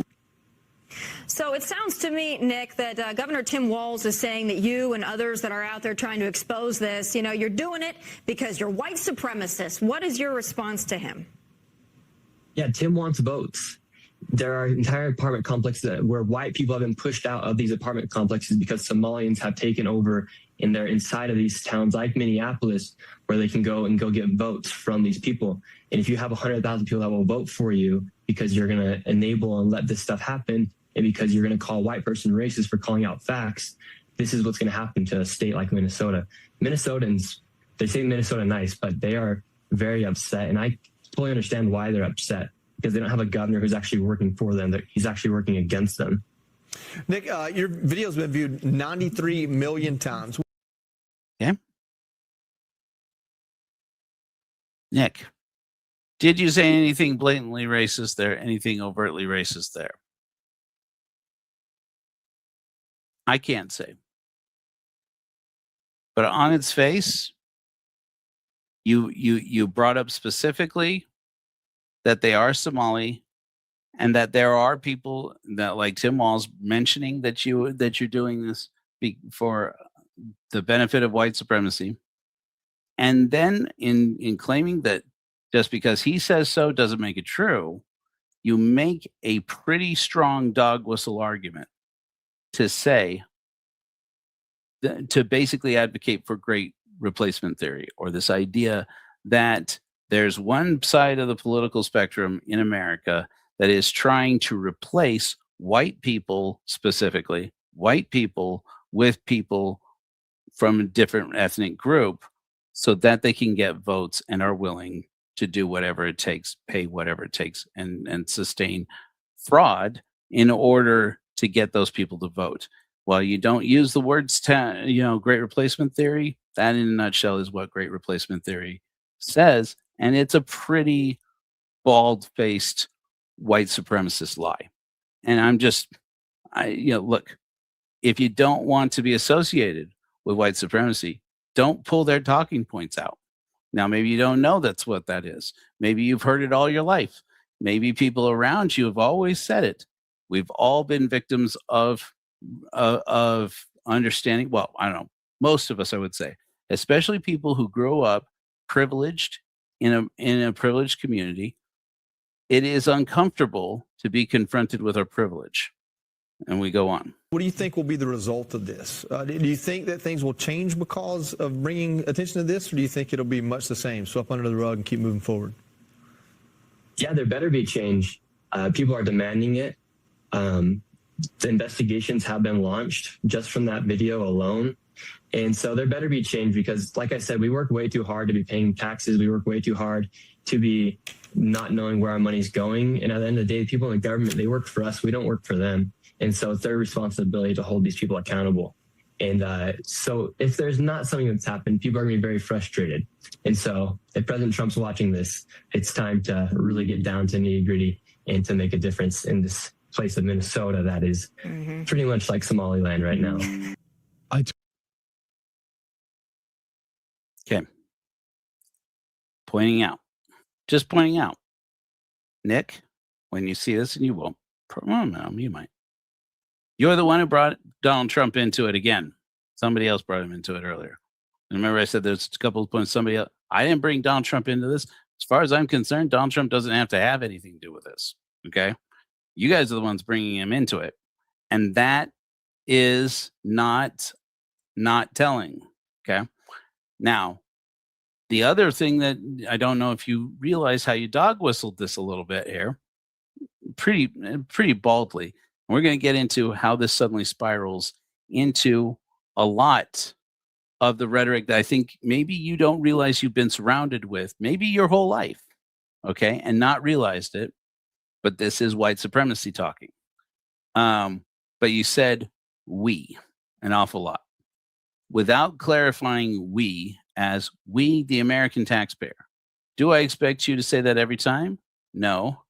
But if you're talking about accusing Somali immigrants of stealing tax dollars from the American taxpayer, and you say we in the way that you did there, and call this communication advice. I'm not accusing you, strictly speaking, of anything. In fact, I don't think that you, Nick, I'm watching your content now, quite a bit of it. I don't think you did this with malice, okay? I'm just saying from a communication standpoint, this is very, very tricky. And frankly, it's offensive to communities, to BIPOC community, okay? And it's not something I think you want to be associated with, okay? When you say we pay taxes and we don't want our taxes, etc., blah, blah, blah, blah, blah. The dichotomy you're setting up here, the difference here, is that you seem to be suggesting that people who are Somali immigrants don't pay taxes and that white Americans do pay taxes. Whether you use those words, this is the insinuation you're leaving. It's important to communicate clearly, to say at that point, use your words carefully and say, we, the American taxpayer, expect to pay our taxes and have them guarded or have them well reserved and well used. And that is a very non-controversial statement. But when you put it in the context of a conversation where you're suggesting that there is widespread fraud among Somali immigrants, it feels pretty racist, whether or not that's what you meant. Totally agree. You have these communities that are immigrants, and everyone's so scared of being canceled nowadays that they think that if you expose the fraud that's being committed in, for example, the Somali community in Minnesota, then you're going to be doxxed as a racist and someone that's Islamophobic, when in reality, those are just stupid tropes that have nothing to do with the actual crimes that are being committed. And it's absurd. Such an upside down world that we're living in nowadays. Go to Somalia. Somalia sucks as a country. It just does. I mean, watch Black Hawk Down. I mean, obviously that's a movie, but just do some Googling of Somalia. It's a terrible place. An absolutely terrible place. That's why people are leaving Somalia to go to other places. Yeah. Brethren. Can I call you brethren? We're not of the same faith anymore. Okay? Again, chalk it up to communication advice. You should let your first statement have a conversation with that second statement. Okay? This has nothing to do with race. Why do people always make it about race? Then follow that up with Somalia as a country sucks, and going off with all the reasons why it sucks. And hence they're trying to come here. Again, if just because you didn't say the racist part out loud doesn't mean you didn't say it. Because frankly, this is a context where marginalized communities are being put in a very vulnerable position. The insinuation that you're giving there, Brothers Paul, is that you want to single out Somali immigrants as cheating the American taxpayer because of the place that they come from. And that leaves everybody with a taste in their mouth of you're saying that's because of their race, or that it's because of some other factor that is unique to their being Somali. And then you go on and reinforce it. Whether you say it overtly or not, you go on enforcing it. You have to ask yourself, what is the underlying culture that creates a place like that?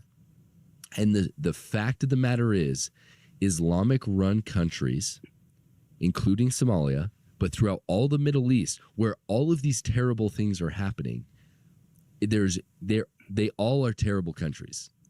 And we have to live in a place, and by terrible countries, I don't mean the people there are worth less than anybody in America. What I mean is that there is a prevailing culture that makes it so these countries are filled with violence, poverty, incest, and abuse. And all of these countries have a common theme that they are run by Islamic dictators. And it's tough because Okay.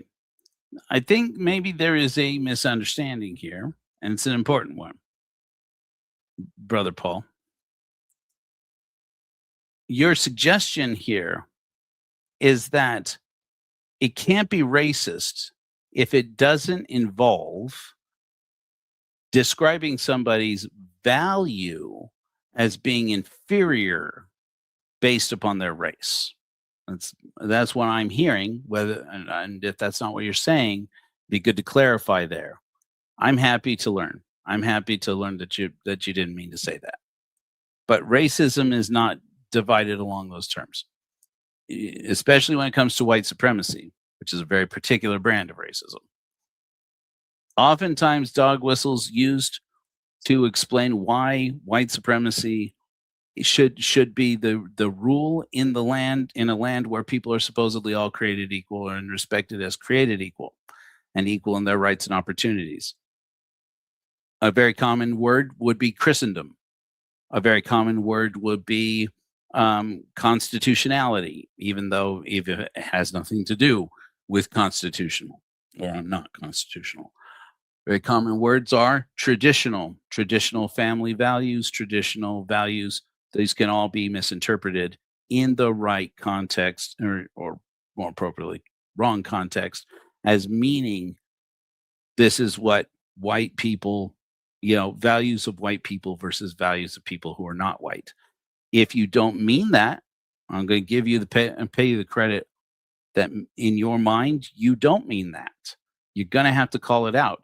I know that's awkward. And as Hayden was just speaking, and as Nick was just speaking and saying, it makes it difficult to, people feel like they have to walk on eggshells about this subject. Yes, they absolutely do. You're right. Everybody feels like they have to walk on eggshells around the subject. Yes, they absolutely do. Because the words we say have effect on the way these people live. For all we know, listen, all people did with this Pizzagate thing, if you remember it, was to suggest that maybe some nut job on a 4chan forum was right. And the next thing you knew about some conspiracy, and the next thing you knew, some guy with a semi-automatic rifle shows up to Cosmic Pizza and starts shooting up the place. Words have power with these kinds of things. And when people say this, when you start to say people from this country are from you didn't say this word, but it's been said, a shithole country. You didn't use that word. Is that not what you said, though? Did you say or not say that this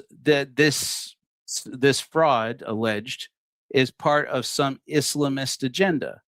Did you not say that with that word? And did you not say that?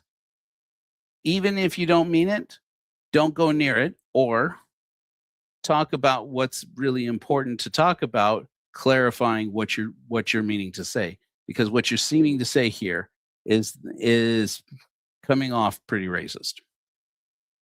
And I'm going to go as gentle as I can on the association of how these 4 LDS men are all preaching, frankly, preaching at the pulpit of white supremacy, and that is in part attributable to the Book of Mormon. Members of the Church of Jesus Christ of Latter-day Saints, we obviously want to espouse the things that are held in the Holy Scriptures, and that God is no respecter of persons, and that all are alike unto God, black and white, bond and free, male or female. Which is true. Which is true.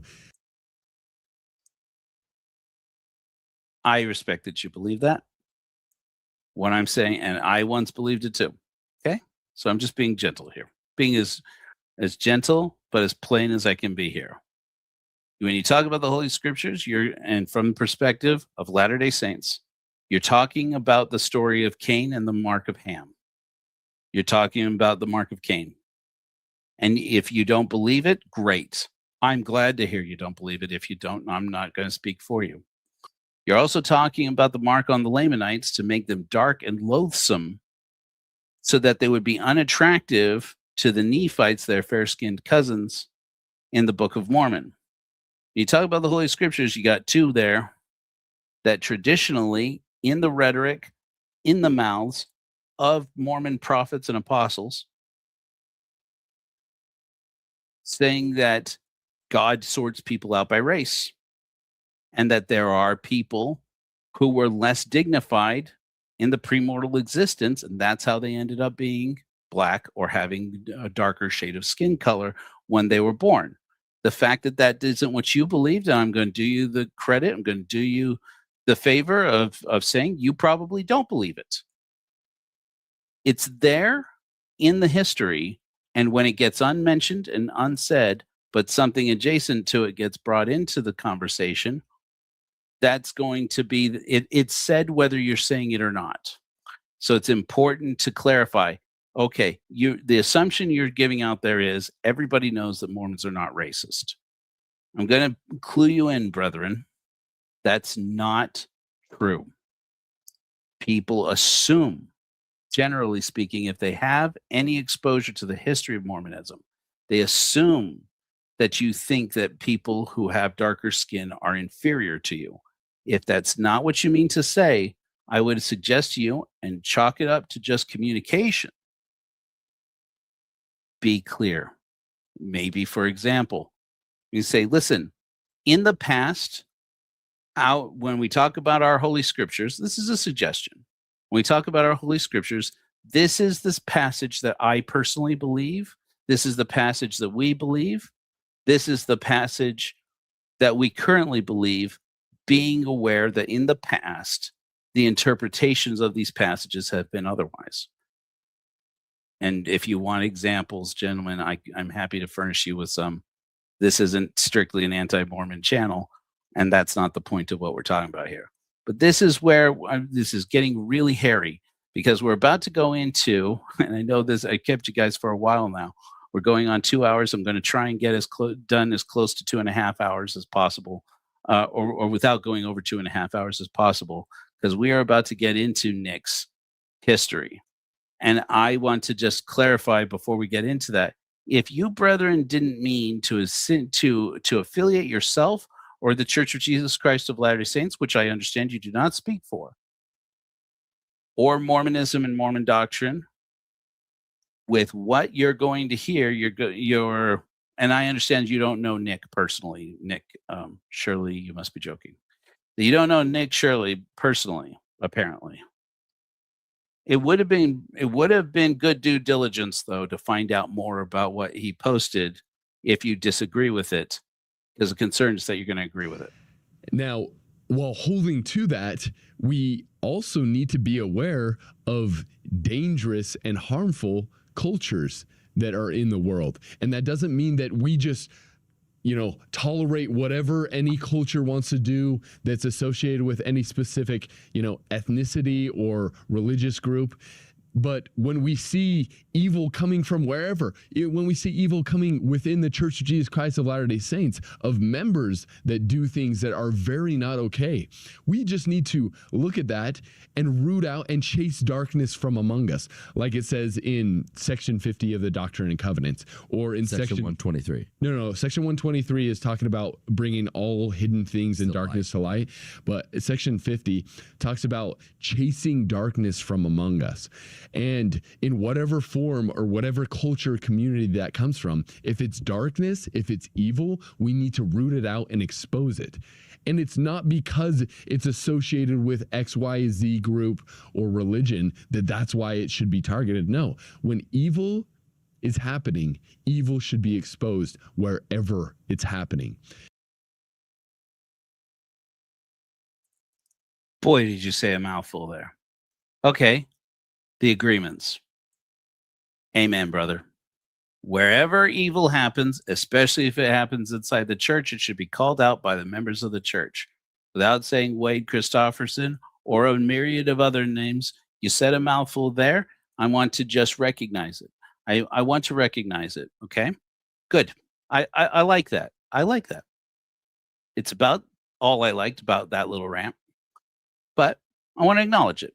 Okay, I think that you guys, I think you are sincere in your wanting not only to protect the church and its reputation, but also to protect yourselves, protect your families, protect your faith.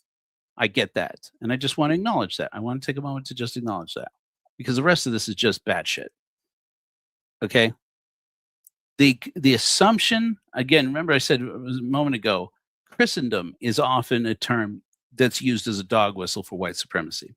Even though, if you look at the history of Christians, Christianity is a very ethnically diverse religion, especially if you go back to its origins. How many Egyptians were Christian? How many people from Northern Europe or Northern Africa, excuse me? How many people even from back in, Palestine?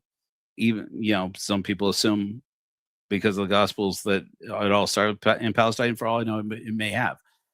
But nonetheless, when somebody says Christendom, and then they list off traits that anybody else listening to that conversation, minus the word Christendom, would say they're talking about white people, then it becomes a matter. Then it becomes interpreted and understood as, oh, you say Christendom. What you're saying is white people. So just be mindful of that. To say something is xenophobic, right? That it is fearful of another culture rather than of another race. To say that that's got nothing to do with race is absurd. If it summons the same language as arguments about race, it's about race. Even if that's not what you say, you have to. I know it's unfair. It truly is unfair. But communication is like this. You don't just watch what you say. You have to watch what people hear. In fact, it's far more important to watch what people hear. And that includes within Christ Church and stuff like that. And I just think it's so unfortunate nowadays that we have to walk on eggshells talking about things like this, being scared of being called an Islamophobic or racist or anything like that. We should all be able to get behind the fact that committing fraud to the tune of billions of dollars is not okay and needs to be stopped. It's absolutely silly. And so, anyways, as always, I love criticism. I love you guys pushing back in the comments. If you disagree with me or with Nick Shirley here, let us know in the comments. We'd love to have a great conversation with you. I'll do you much better. I got a whole episode for you. Okay, so I just wanted to point out, because we're about to get into those controversial things with Nick Shirley, I want to give you a little trigger warning here. Those of you out there who are sensitive about conversations about race and about white supremacy, this is going to delve pretty hard into interviews that Nick Shirley, you must be joking. Sorry, I have to use the mnemonics. I'm old, guys, and it's late. I'm tired. We're going to get into some Nick Shirley's content. I am going to include as much as I can about his trying to be fair on the subject of Islam versus Christianity. But I'm going to bring up, it's very key what you choose to include in the coverage on a subject that's so racially charged, even if the conflict is between religious groups that are not strictly one ethnic group. People are going to interpret it that way. It's important to decide, is this adding to the conversation, and what is it adding to the conversation? Because and I wanted to ask everybody, please forgive me. This is not my content. I'm just highlighting it. Deuce Volt, God's kingdom will be secured. Jesus Christ gives us freedom. Spoken to a lot of Muslims today, and they think you're a hate antagonist, that you're coming out here to spread hate. These people have never suffered even an ounce for their country. Okay, so just real quickly before I go. So this is from two different instances, two different places where this gentleman was interviewed. I tried to look for his name. I ran out of time. This man claims he is, and I'm sure is, a January 6th. Oh, use a polite word. A January 6th participant who allegedly, and I believe probably was, held for a long time that I think I would agree smacks of a violation of his and their right to due process. I'll go that far. Over having stormed the Capitol building on January 6th. And we all remember that. Apparently he got a pardon, as all of them did. And he is describing a few things here. One of the things he's describing a lot of conversation. There's a lot of conversation here that's going to harken back to this saying that you're going to see on the pulpit that he presented here. Great conversation with you. Deuce Volt, God's. Okay. This is why, again, Brothers Paul, I'm assuming you haven't seen this. Greg Manson, I'm going to assume you haven't seen this video. And I wouldn't expect you to have seen everything that Nick has covered and featured. He's done multiple conversations with this gentleman and his group and the claims they've made. And I would be concerned, especially if I were in the service. I'm treading this very carefully because it's a sensitive subject, and I have not served. And I thank you, brethren, for your service. This phrase, Deus Vult, is a phrase that was coined in the Crusades as a war cry for assaulting Muslims and Jews, and primarily Muslims. And this guy, who's proud, and you'll hear him talking a little bit more about how proud he is to have not betrayed his country and Donald Trump. I didn't bring Donald Trump into this. They're bringing it into it. I'm just pointing it out. I'm just letting them talk. I'm going to let him talk. He's out there preaching from this pulpit that says Deus Vult, which dates back to the Crusades. And this is why I want you to be careful about this, okay? All right. And I'm just saying this because it rubs me so wrong. Not just as a person who considers myself a conscious person and conscientious of the suffering of other people, but as a descendant of Jewish people. Anytime there is any call out to the Crusades or to the Holocaust, I am very keen to pay attention. You may not know this, but there was a man named Houston Stewart Chamberlain who wrote an article called God Wills It. The phrase Deus Vult is Latin for God wills it. When Adolf Hitler saw this article that his hero and mentor, Houston Chamberlain, had written to advocate for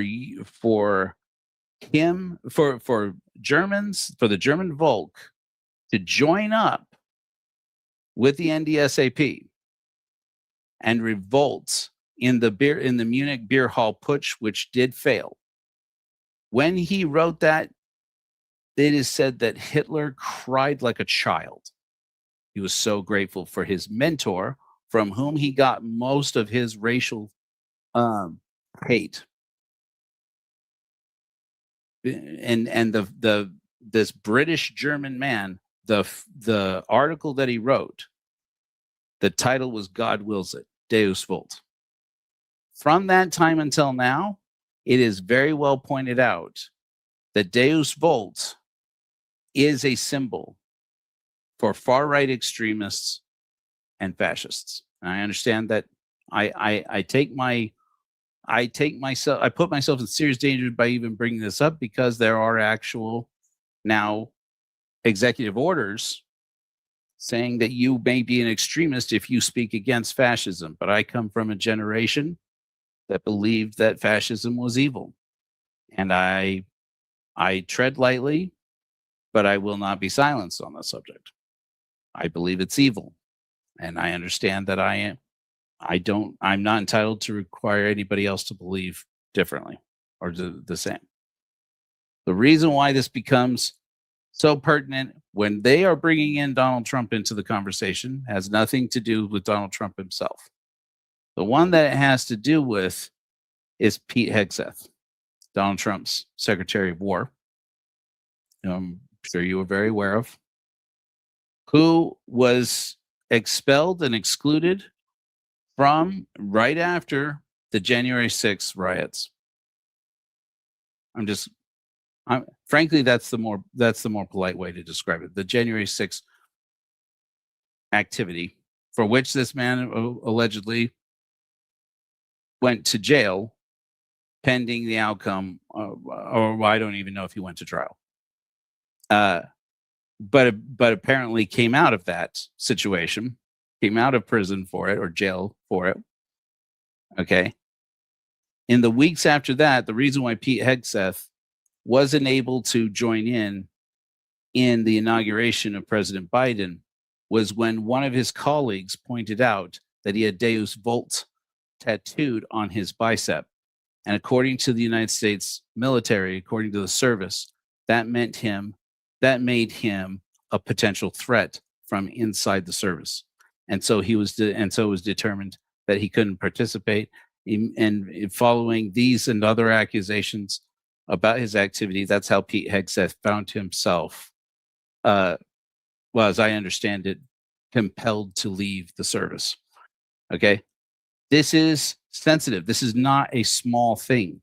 This is very much clearly made to harass and threaten Muslims particularly, but also to advocate for white supremacy.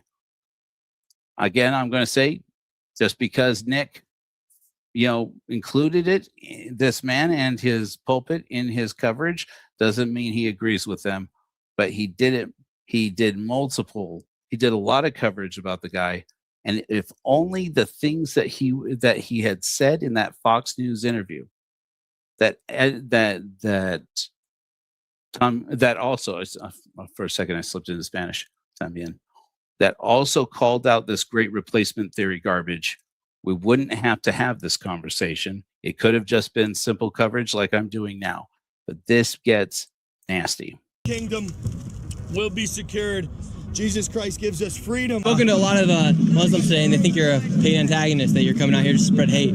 These people have never suffered even an ounce for their country. I stood for 4 years and 6 days without ever turning on President Trump. They offered me to go home for that second impeachment hearing. They said if I was willing to testify against President Trump and simply say he made me do it, then I'd be able to go home. I never turned on President Trump. I never turned on my country. I never cooperated. I never even had a trial. And so to suffer what I've suffered for patriotism, for our country, for our freedom of speech here, and to be told by random podcasters that I'm anything but genuine, they have no idea what it's like to really be a man and have integrity and stand for something, even willing to die for it. So these people here, they want to try to drag down our movement by calling me Israeli, calling me a Mossad agent. It's because they're Muslim simps.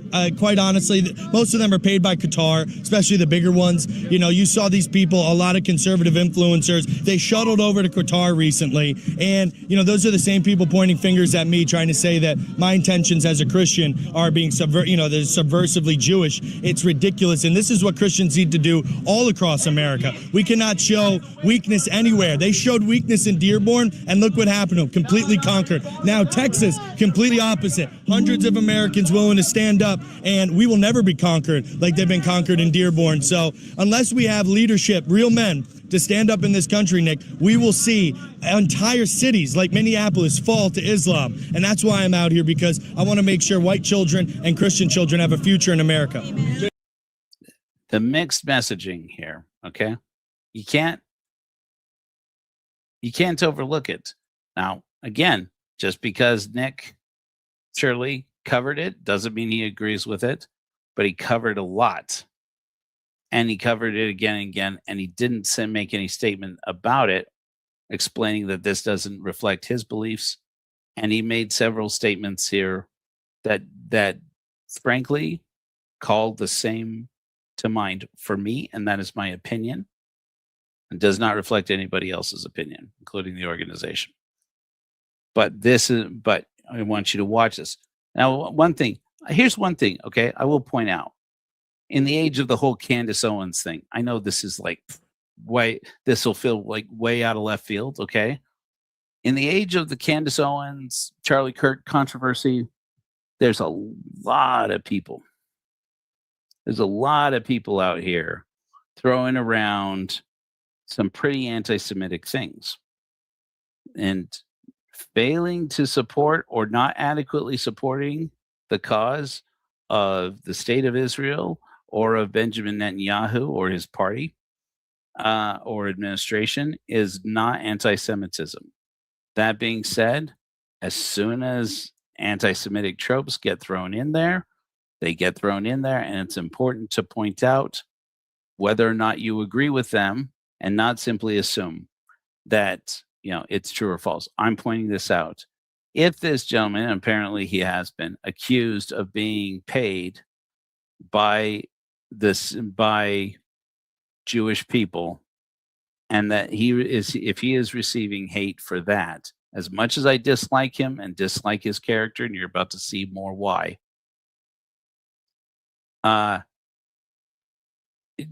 hatred for Jewish people is hatred, and it's wrong. And hating people for being Jewish is wrong.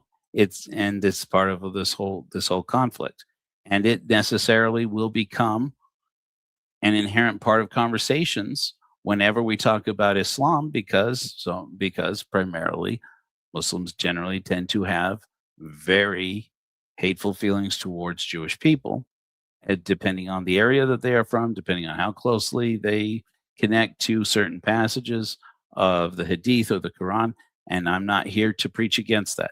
Again, I just want to say, while I am standing here to point out how wrong I feel this rhetoric against Muslims is, I am your local happy-ish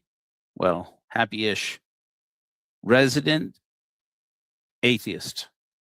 I do not simp for Muhammad or for the Quran or for Islam.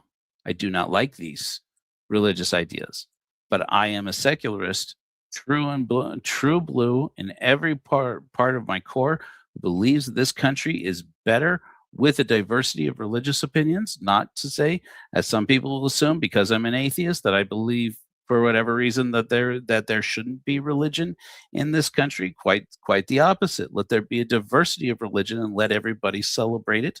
Let everybody practice according to their own conscience. And if Korihorism is something that appeals to people, I have no need to enforce anybody to believe it. It will win on its own values. And in the marketplace of ideas, let Islam make its own case too. But what I'm saying is, this discrimination that you're about to hear reach a fever pitch on Nick Shirley's videos, it concerns me with this whole Somali immigrant bias, prejudice that he is showing. You can say that has nothing to do with white supremacy. You can say that has nothing to do with racism. But then there's this. Jake then gave a speech to all the people that showed up to the march. Our country was founded by strong men who are willing to stand in the face of evil. And our country will be saved by strong Christian men who are willing to stand in the face of Islam again. Here's your kryptonite, Muslims. Here's your kryptonite. We will drive you to the sea, across the sea, back to where you came from, with pigs in our hands and Jesus in our hearts.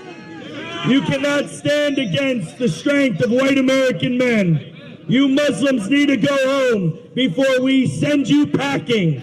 I suggest you leave now before the crusades really start. Into that, so.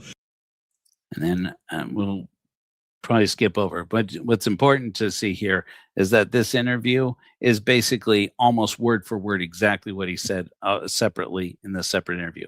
So here you have a couple of interviews where this guy points out about why he, defends himself as not being a paid provocateur.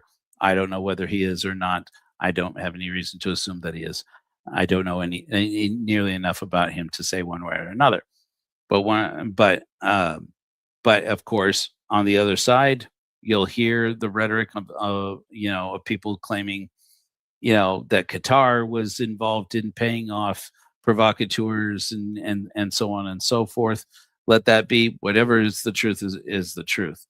But what you just heard was some disgustingly white supremacist rhetoric, and if that's not clear, then it needs to be made clear. Now, again, for all I know, Nick is just trying to cover the conflict with his journalism.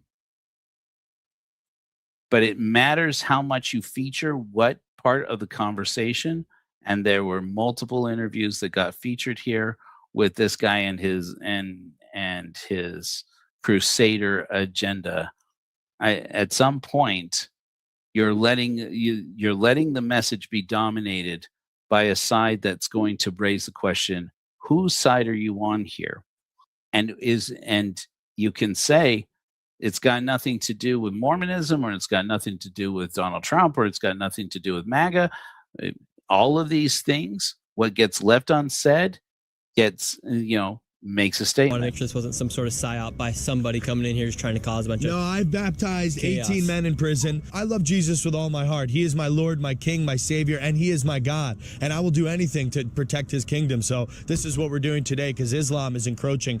Christians are not safe in Islamic countries, and we cannot allow them to take over here. And now they have a pig. This is Moo Hamhead. This is Moo Hamhead. Real pig they have right here. Aisha was playing with dolls. And are you taking this into the helicopter? Islam, Muslims, they don't eat pork. Therefore, they brought out 5 live piglets and 1 dead pig. Just very clear, just very shortly, and I did look this up. It is only very stringent and strict interpretations of what is halal that require Muslims to have no contact with pigs. And primarily, from my understanding, it is particularly with the dead carcass of a pig. But there are Muslims who can touch a pig, and their interpretation of their doctrine, it does not. It makes them perhaps unclean or impure in some way, and there's a ritualistic purification. The reason why I'm bringing that up, and I wouldn't even bring it up, is that the religion that does definitely have doctrine that describes someone as unclean for having come into contact with pigs are kosher laws. And so you can't, you can just not say Jewish law and not use those words, and nonetheless leave the interpretation open that what you're saying should make anybody feel threatened, feel afraid, especially if you're using threatening language, if their religion prohibits eating pork or coming into contact with unclean animals according to their law. Now, I'm not saying those laws are true or correct. I'm just saying you can't tell me that this is just about Muslims, especially with so much charged rhetoric that's associated with the Third Reich from the same mouth. Muhammad's kryptonite. That's his name. Muhammad's kryptonite here. We're going to be marching through Plano, Texas. Deuce Volt, God's kingdom will be secured. Jesus Christ gives us freedom. We're going to lose our country if we don't. And how long until you think? Okay. Back from his. Oh, for heaven's sake. So, as we go back through this, as I get queued back up here, we're coming to the end of this coverage. I want to thank you guys for being part of this with me. We're going to get close to 2.5 hours. I'm going to try and wrap up as quickly as possible here. I wanted to include a few things, a few passages, just in the interest of being fair, of Nick, what I discovered out of Nick Shirley's content on his YouTube channel, and particularly even the same video. In fact, let me put up his handle again, of him covering both sides of the conversation when it comes to Christians versus Muslims. And I just wanted to point that out in the interest of being fair and showing that, as far as I know, this guy is trying to just cover the controversy. And frankly, if he hadn't come out to make that argument about how, quote unquote, Somali people were moving into Minnesota to displace white people, and that there is and insinuate, if not outright accuse, that Tim Walz and Democrats are willing to engage in some kind of fraudulent conspiracy to defraud the taxpayer for an amount of money that's significantly smaller than the amount of money that the Mormon church benefited using tithe paying dollars through Ensign Peak Advisor. Just to mention it one time, because otherwise I will lose all street cred at the ex-Mormon meetings. Okay? That they are engaging in some kind of conspiracy in order to replace white people with non-white people. I would say this could just be coverage, but it will, again, your words matter. The fact that you don't think it's appropriate for people to walk around eggshells on the subject of privilege when it comes to white supremacy or Christian nationalism is a problem for all of those of us observing this, especially when it turns out that, frankly, Nick, it turns out the story that you're pushing, I'm calling bullshit on it. This is bullshit. It turns out, yes, there are daycare centers that are being run inadequately, when they are dangerous, and they are underserved. But to come out and say this is about a difference between two cultures, Brothers Paul, or to say that this is about something that a righteous, priesthood holder, a man of God, Brother Mattson, has to expose because everybody else is looking the other way, to then turn around and connect it with this great replacement theory and this anti-Islamic rhetoric, it is Islamophobic. It is white supremacist. And you're not having intended it to be so, first of all, is not clear. So I would suggest you should revise and review how you communicate on the subject. It's either not clear or it's untrue. And that is of great concern to those of us in the adjacent community. I want to give you the benefit of a doubt.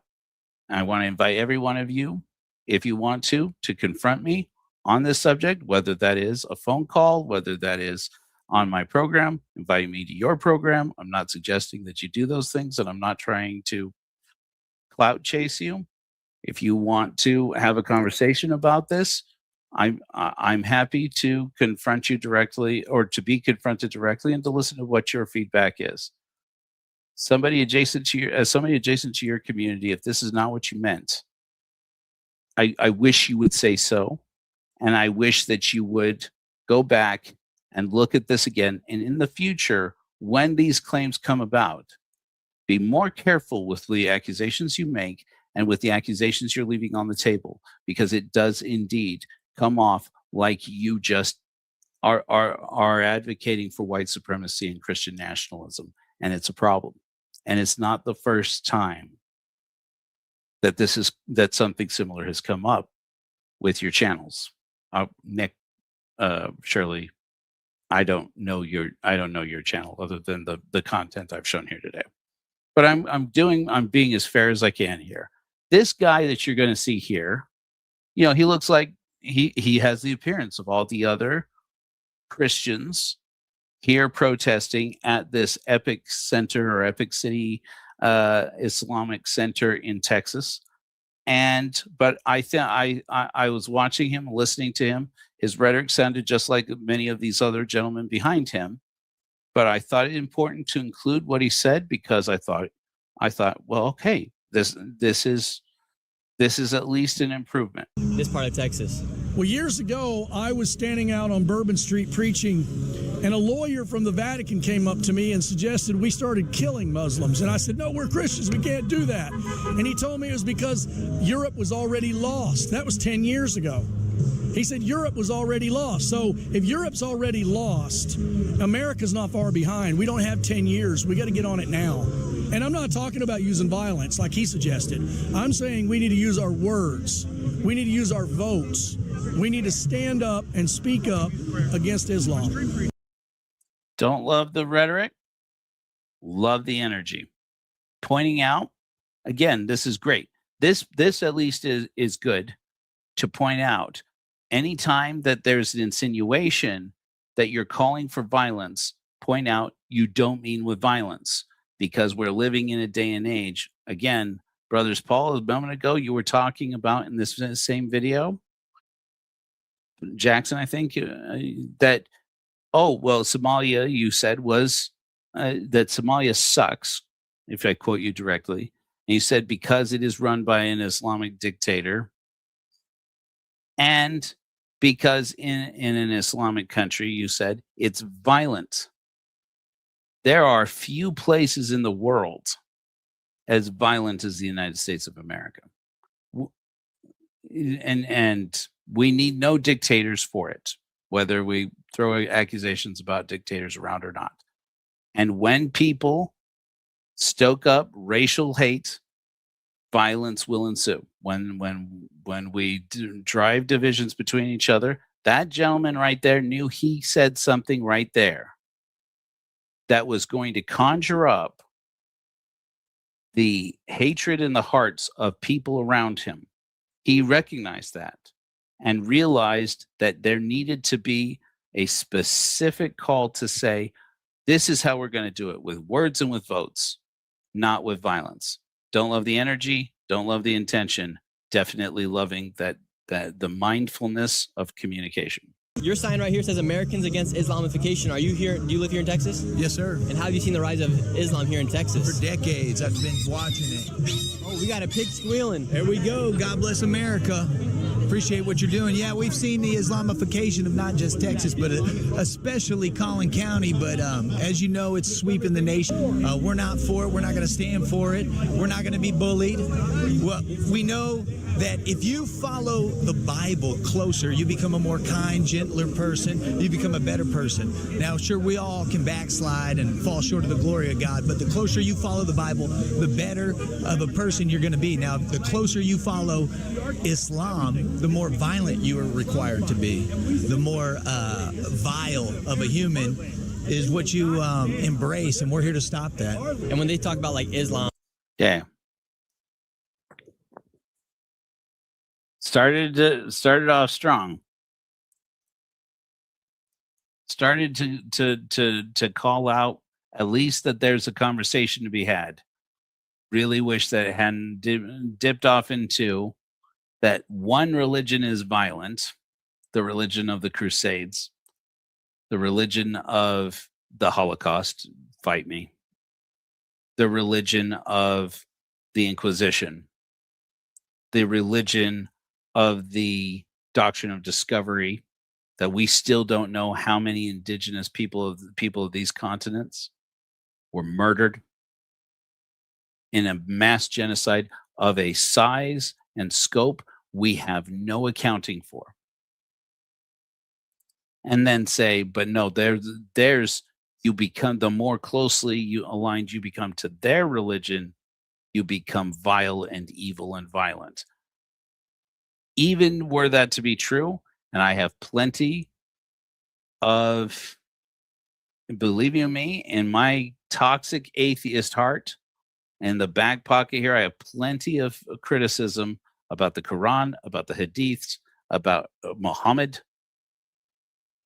that I just is not benefiting this conversation, number one. Number two, these people that they're talking about, that he's talking about, are standing right behind him. And I give Nick Shirley the credit he deserves for pointing out, for going across and actually trying to give those people a voice too. Observe. These gentlemen that he's about to interview are Muslims. Growing here in Texas. Why do you think Islam is growing here so much? Oh, that's it. That's who? How are you doing? Good. How are you? I'm his father. Nice to meet you, sir. Nice to meet you. What you asking him? We're just asking why does he believe Islam is growing so much here in Texas? Because we are loving people. We love you. We don't judge you because of the color of your skin or color of your eyes. We don't judge you because of what you believe in. You treat me good, I treat you good. That's Amen. it. And what do you think about them coming out here with like the pigs and everything like that? Do you think that's... They can come up with the pigs. They can burn the Quran. There are more than 300 million Muslims in America or in the world. They know Quran letter to letter, word to word in their hearts. Okay? He is expressing his First Amendment right, freedom of expression, that's fine. But that expose himself. What is the population of Plano? How many people he gathered? 10 people, 15 people? That's people from Epic on the other side. That's what he gathered, the people, and that's majority media. Don't turn it off. That's majority media. Mm-hmm. Okay? There's no place for people who spread hate in America. I've been in America for 30 years, mister. Okay, I see loving people, caring people, people they feed, people they help. You know, otherwise, if they were hating people, there was nobody would be here. Americans are loving people. That's why America is great. America was great. America is great. And he is exposing himself. He's a paid agent who's getting paid to put up a show. He's spreading hate. Is he believing in Jesus? Jesus did not spread hate. Love your neighbors. Love people. That's what, I'm a more Christian than him. What do you think? I'm more Christian than him, he says. Okay, lots of things there that gentleman said that I disagree with. Don't think are fair to say. At the same time, once again, it's about what's left on the table. It's about, it's less about what you say and than it is about what you don't say.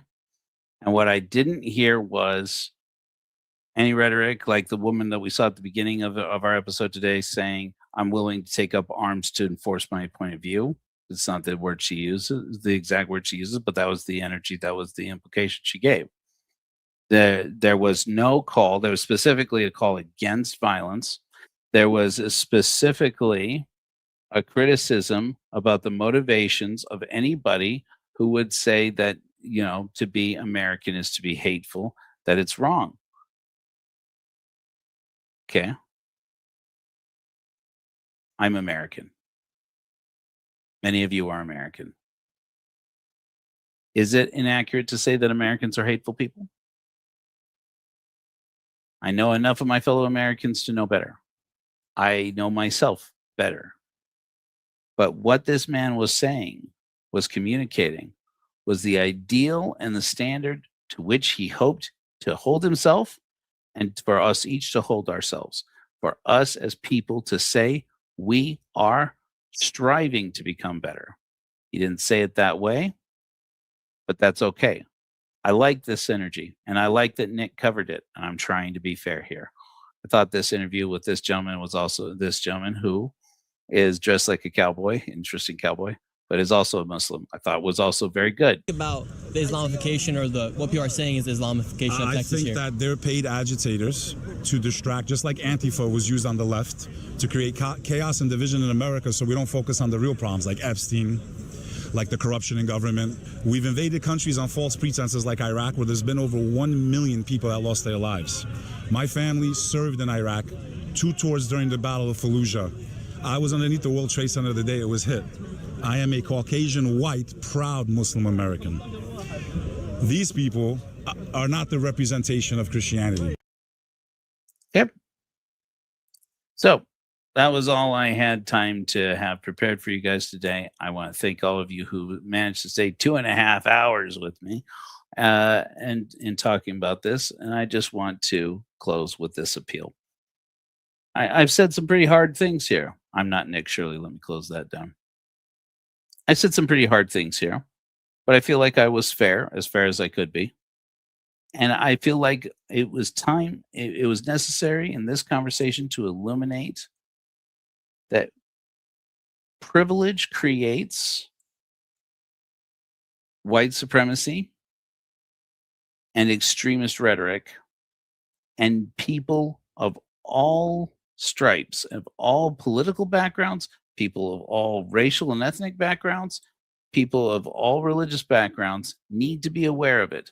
But particularly people who have been privileged, as I have been, need to be aware of how our privilege leaves on the table words that are unsaid out of our mouths. And we also need to check and see. It's easy to say, but I don't believe that because I believe this over here. I'll tell you, if you want a really good rabbit hole to go down to check your own bias and to check white privilege, to be quite blunt with you, you look up how color blindness, not the condition, not the medical condition, but how color blindness is not the opposite of racism. That so many people have lobbed onto this statement by Dr. Martin Luther King Jr. that said that, in his famous I Have a Dream speech, that he hoped one day that his son, who talks about this frequently, by the way, Martin Luther King III, that he hoped one day that his son would be judged by the content of his character and not the color of his skin. Dr. King would very much lament to see how that became the standard for what became passable to so many people as the dividing line between what is racist or not racist. That so many people will say, I don't see color, or will say this has nothing to do with color, and think that that is a disclaimer that excuses saying some pretty racist things or even believing them. I know I have had to check my white privilege, and I consider myself a progressive person. I know that that there are some people who will say this woke ideology that I believe in and embrace makes me some kind of radical. But what I'm saying here is, if you don't want people to associate what you believe with white supremacy, then check to make sure you don't believe something that is endorsing white supremacy, and check to see and check for your privilege, which is to say, it may feel unfair that you, by virtue of the color of your skin or the culture that you come from, the religion that you come from, the country that you come from, to say that you have to be responsible how other people feel. I hear you. If that's what you feel, if that immediately calls you out and makes you feel like that's unfair, why should I have to be responsible? Why should I have to walk on eggshells? Because those people have been marginalized and hurt. And if we care about other people, and I think you brethren of the Latter-day Saints do in your hearts care about other people, then it's good for us to remind ourselves that we must check ourselves before we wreck ourselves on the subject of race and privilege.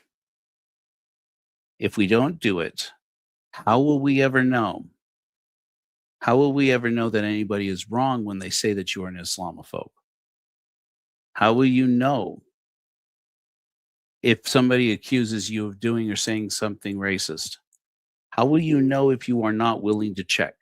If you're not willing to take a moment to step back and look inside and say, how is this person's experience different from mine? How is their community's experience different from mine? And before you defend yourself and say, listen, I have XX number of friends who are, or listen, I have never in my life said such and such word, or I have never in my life espoused this or this or this. In my religion, we believe this or this or that. Stop. I would suggest stop and listen and hear what that person has said, and to take responsibility for the harm done to that community with something even as simple as, I can't make up for what was said or what was done to you and your people. I want you to know that I heard you today, and you've maybe not that word. You have made me aware. Today, you've given me something to think about, or I hear you, and I didn't realize that before. To be vulnerable and realize how privilege has shaped who you are and how you look at the world can only make you a better person, can only make us a more peaceful and beautiful world where life is worth living. It is my mandate as first herald of the Church of Korihor to try and strive for that world. Yes, I gave myself this mandate. That's my favorite thing about it. And I believe that we can do better. And if you feel I was unfair, I invite you to approach me in any way that seems fit to you. Amen. Woo! That one got hot. Let's have something fun to end up with today. Those of you who are joining us for the first time, we love to celebrate as a community with our godless hymns. We did a lot of Be Still recently. I think maybe it would be good. Yeah. One that's fun and that celebrates, one that celebrates the beauty of diversity in our world and the end of fascism, or at least as it would seem at one point, something that we can all celebrate together. And that's the legacy of Jesse Owens, one of my favorite hymns, godless hymns of the Church of Korihor. Remember, we have one chance. No sermon tomorrow, my friends. I'll see you on Friday for Giving Friday. This is my one chance to prove Hitler wrong. Jesse Owens, one chance. I knew all along, this one chance to make them see. I have one chance to prove it to me. Raised in Ohio, the Klan couldn't break me. The Buckeye bullets, golden opportunity. Now I'll reach for that goal. Take my race to Berlin. Rock this old world with the heart to win. It's my one chance to prove Hitler wrong. Jesse Owens, one chance. I knew all along, this one chance to make them see. I have one chance to prove it to me. Swift up, swift down, this bullet will fly. The world will see Jesse's reason why we live and we die. My only race to win is Jesse Owens' heat. This is the bullet's race within. This is my one chance to prove Hitler wrong. Jesse Owens, one chance. I knew all along, this one chance to make them see. I have one chance to prove prove it to me. 4 golds later, he made it clear how he felt. Didn't shake my hand, no but Roosevelt. Now I am gone, brothers all, our race goes on. This is your one chance to prove Hitler wrong. This is our chance, this is our song. Take your one chance to make them see. Take this one chance.